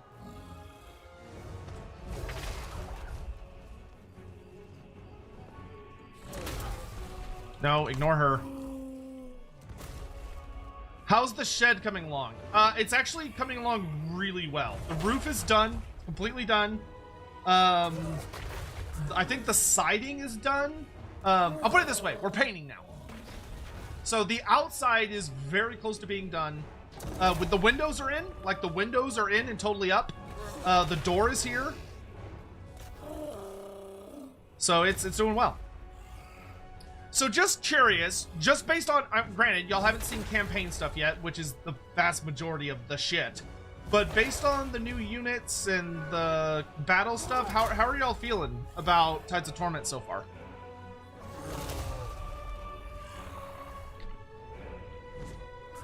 I think the Giant did a tiny bit better than the Cursed Ettin. I mean, it did pretty well, considering it doesn't have any anti-large or anything like that. Yeah, got it down to about 5k. Definitely not going to be able to beat it solo, though. Does Chaos get any Norscan units? Yes, Warriors of Chaos got the Bearmen, the Dreadmaw, and the Chimera. Beastmen got the Slongors, the Praeton, the Chimera...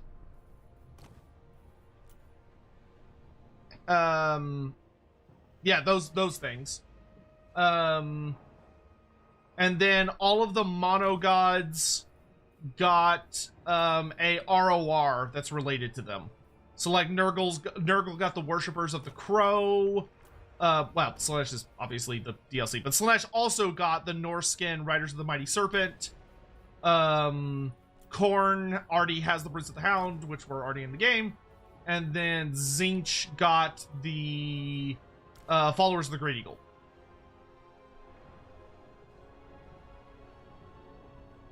A+, excited for the new units, looking forward to playing another Franz campaign, of course, as is tradition.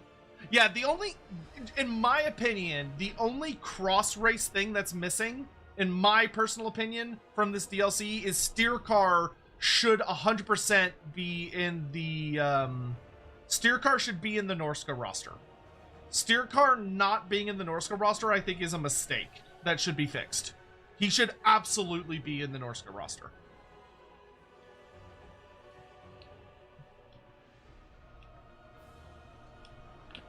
Want to see the Skycutters in PvP? Here. You want to see Skycutter in PvP? Here. Let me show you what suffering looks like real fast. So this was a match I did with Anticity, where Anticity said, I want to try something. And I went, okay. And this is the shit he brought. It is so toxic. It is so toxic. This army is the most horrible thing I've ever seen in my life. Where it's just fucking cheap Alariel with her super heal bullshit, 4 Skycutters, and Silek the One-Eye. Or Silek One-Eye. Oh, right, we were gonna do the Fellheart thing real quick. So, like, I took a fairly standard, what I felt was a standard Lizardman build, and was like, oh, well, if he brings a lot of Skycutters, maybe my Skinks could do something about it. No. Like, my Skinks try, and, like, he just is disrupting everything. I'm like, oh, I'll net them down. That'll let me kill them. I even have salamanders in range. Surely that will melt them. And I'll win. And I'll kill these guys. I'm like, popping all this shit. Mazda Mundi is already almost half dead just from these fucking bolt throwers. And then he pops his goddamn Star of Avalorn. And in comes the Merworm. Like, they're not unbeatable, but they are, oh, they're so nasty. Like, when they're up in the air, it is so hard to deal with them. Anyone surprised by Elf Power Creep? Well, okay, to be fair, the Dark Elves have not been, or the High Elves have been pretty meh competitively for a very long time. Like, they've been pretty meh. Anyway, I'm gonna cast this later. I'm not gonna do it right now. Let's do the Lokir versus Iceland thing, and then we'll call it a stream. How about that?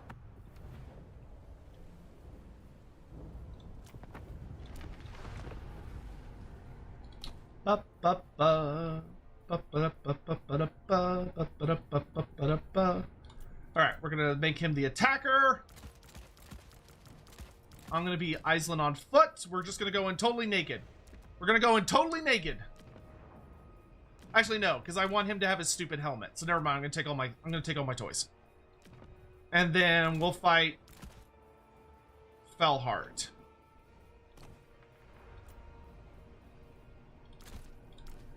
And he can have all his toys. Or, wait, do y'all think we should do it with all toys or no toys? Black Ark map? Fair, fair, fair. We can do that.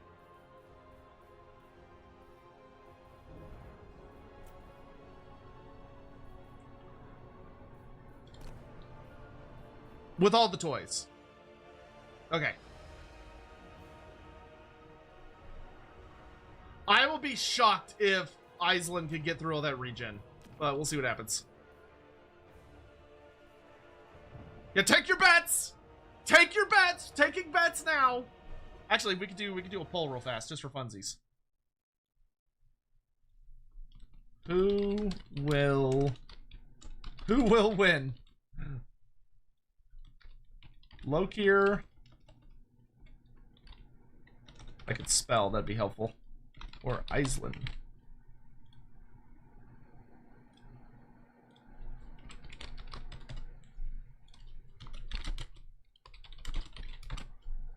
Get your votes in. Get your votes in. Just for funsies. Oh, we got to change the banner to the new banners. Isle Sea Patrol versus the Blessed Dread.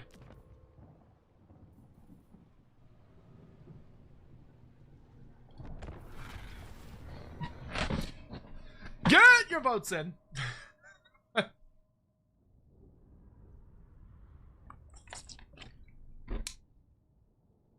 How good is a Dreadmaw Doomstack? Pretty decent. But Dreadmaws do have a little thing where if all you have left on the battlefield is Dreadmaws, they'll rout.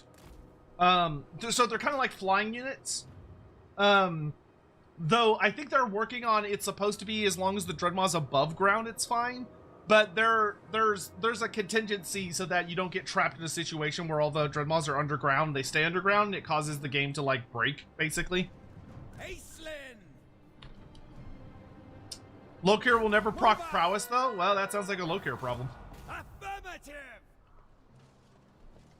I mean, to be fair, Iceland's Master of Myths ability and his Iron-Handed Captain ability are also completely useless.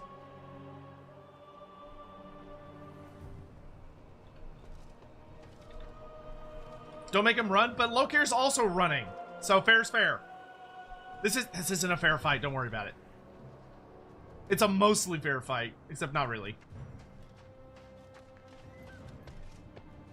Because I think we'll meet on the relatively even ground, but I am coming from a high ground. The line is crossed.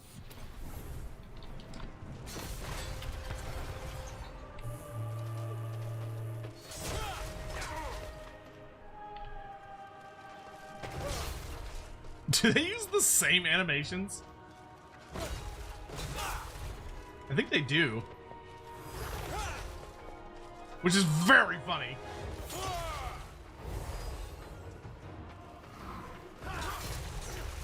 Sea Lord of Ulthuan.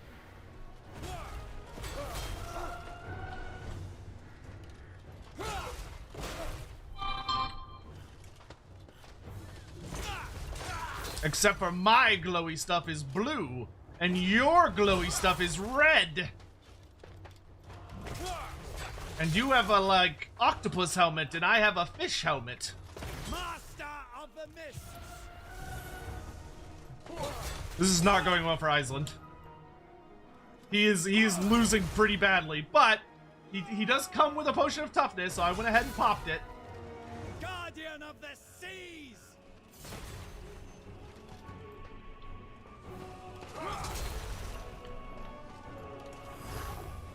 I think he can beat Lokir in a dragon fight, though.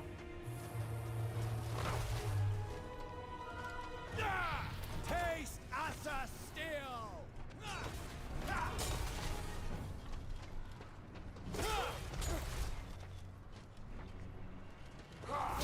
I mean, yeah, it would be lore accurate for Lokier to win. Lokier did defeat Iceland in their one-on-one. Though, Iceland actually won. If Lokier hadn't played dirty, Iceland would have won. Oh, I can't use it on myself. I mean, for not having regen. Oh, it ends on a frame. Crazy.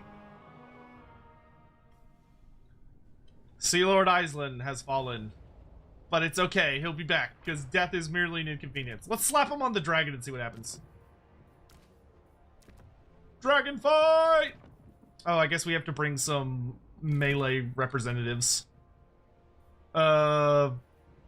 Here, tell you what, I'll bring Company of the Calendarian. You can bring Black Ark Corsairs, because they're basically worth this. They're worth more still, so that's fair.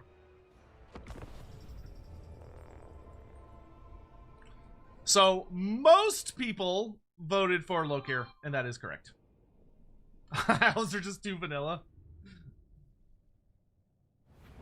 They don't have enough flavor.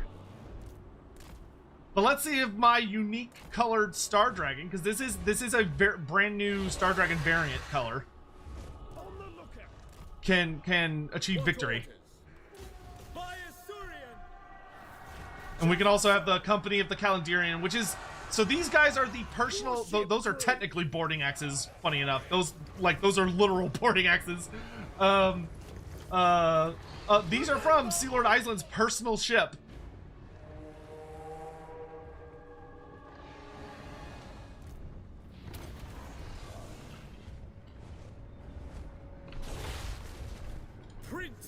Well, now we have matched animations. No, don't try and ignore me. I probably should have made him the defensive.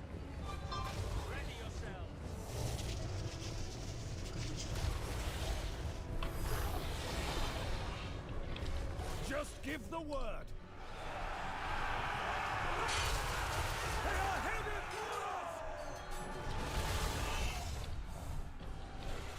Holy shit, Iceland is kicking the shit out of Felhard.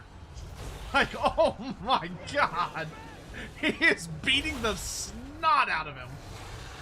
Star Dragon is notably better than Black Dragon, to be fair. This would be more even if it was a Moon Dragon. Yeah, on the dragon fight, Iceland is kicking the shit out of him. Holy moly. Things are looking pretty good for the crew of the Calendarian as well.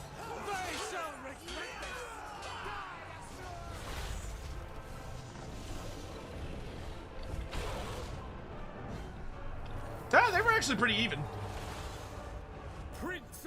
Smite him from the skies!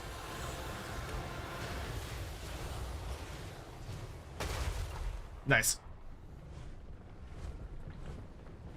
Wow, Iceland absolutely curb stomped him in the dragon fight. That's very funny.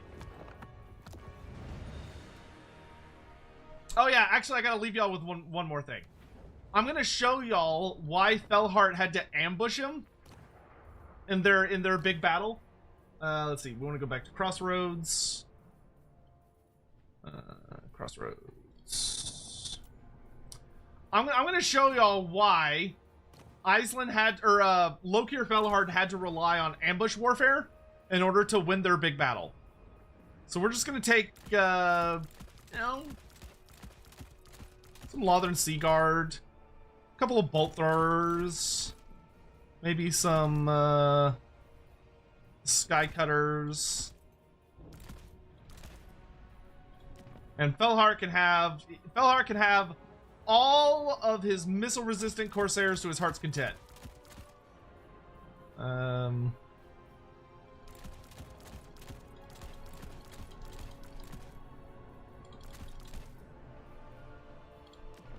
Put y'all back on foot so you don't try any shenanigans.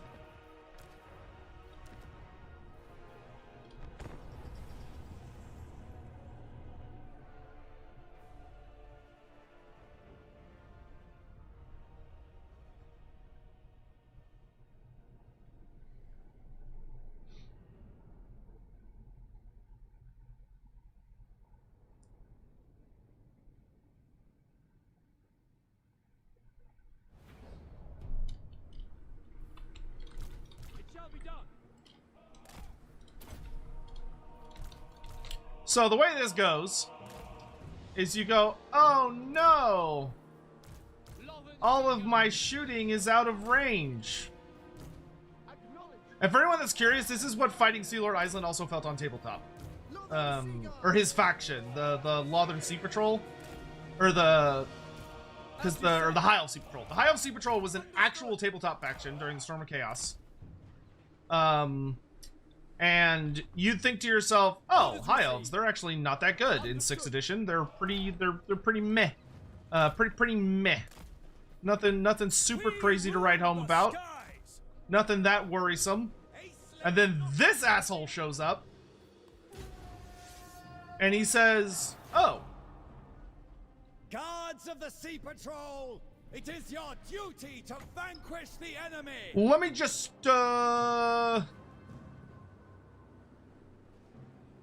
right about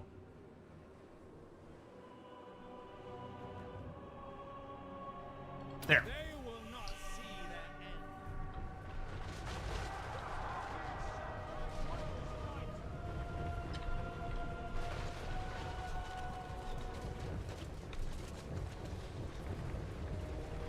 end. Me and Anticity did some testing.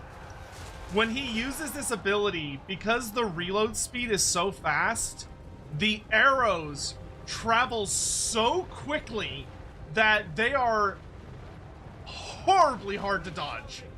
They are so hard to dodge. Like with a character. Like, avoiding a character snipe from Iceland, if there is no hills, because if there's enough of a hill, they'll arc the fire a little bit. But if there's no hills to hide behind and Iceland pops that buff and your character is in range, they're going to die. Because the arrows move about as fast as bullets do. And oh my good god.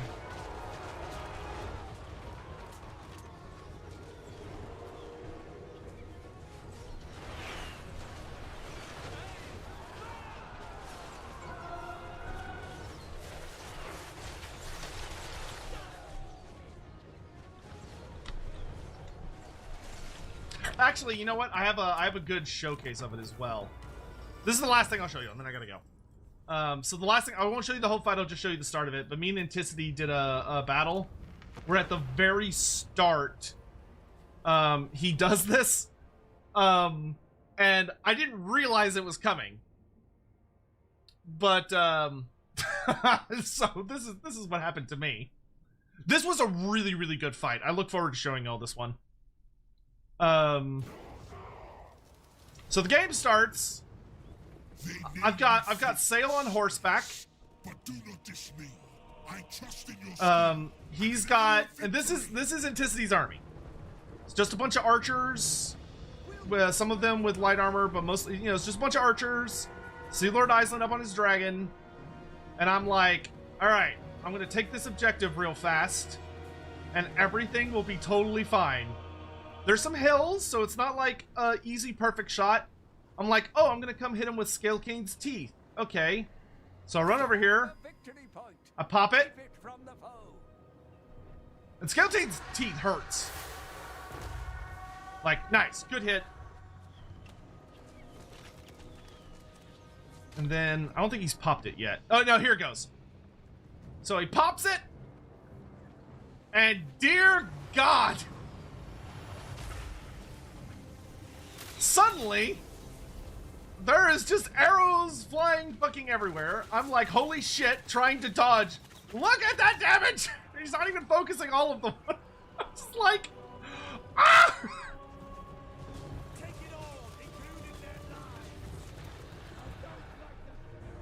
Like, Sail's at half health, and he just deletes one of my units off the face of the earth in like a second. Can I talk about the Fellheart rework? No, because that's campaign. So no, I cannot. I am sorry to say. But anyway, bows hurt. That's the end of the story. All right. Anyway, they need to nerf it. I mean, it's only once per battle, and you have to use it really carefully. I will say, though, Iceland in 2v2s is probably going to be very funny. Iceland's in 2v2s like dwarves and high elves or something, or like chaos dwarves and high elves, or wood elves and high elves. Like, dude, imagine wood elves and high elves with like a bunch of way watchers. Like, holy shit. But in any event, hope you all enjoyed this little sneak peek. Like I said, I'll be putting out some replays. I'm probably not gonna stream anymore, except for when I'm doing the co-op stream with Anticity, where we'll be playing, well, not co-op, but we'll be collabing. That's the word I was looking for. Where me and Anticity will be fighting each other for y'all's entertainment. That'll be on, we'll do one, I think, on Monday afternoon-ish, evening-ish, and then we'll also do one on Wednesday. So you'll get that until we start getting campaign embargoes. Any other streams I do for this week will, honest to God, probably be Age of Wonders 4, because I'm having so much fun with Age of Wonders 4, so I'll probably be playing that on stream a bit. But in any event, I hope y'all had fun. I hope you learned some stuff. Feel free to leave some like further questions if you have any in like comments or whatever, or Twitter or whatever, and I'll try to answer them if I can. Once again, I cannot talk about campaign stuff. That is not currently under embargo yet. Or I guess it is under... No, it is under embargo. That's what it is. But it hasn't been released yet. So I will... Trust me, I want to tell y'all so much about, like, dude, the landmarks. I want to talk about landmarks so bad. But we can't talk about any of that stuff yet. So, as soon as we can, though, you know, I'm in.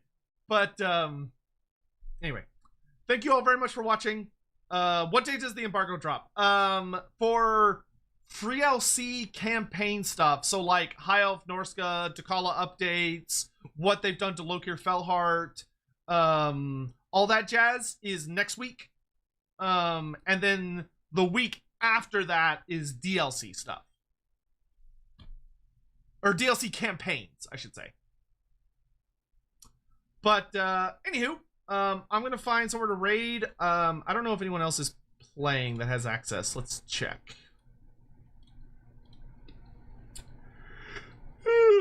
Excuse me. No one on YouTube. That's not surprising. Twitters. Anyone on Twitter? Nope. Huh. Well, bummer. Alright, well, I'll just send y'all off to some random places then, and y'all will just have to deal with whatever hell I send you to. Quick thoughts, quick short thoughts on each Reigns campaign updates. I can't say anything.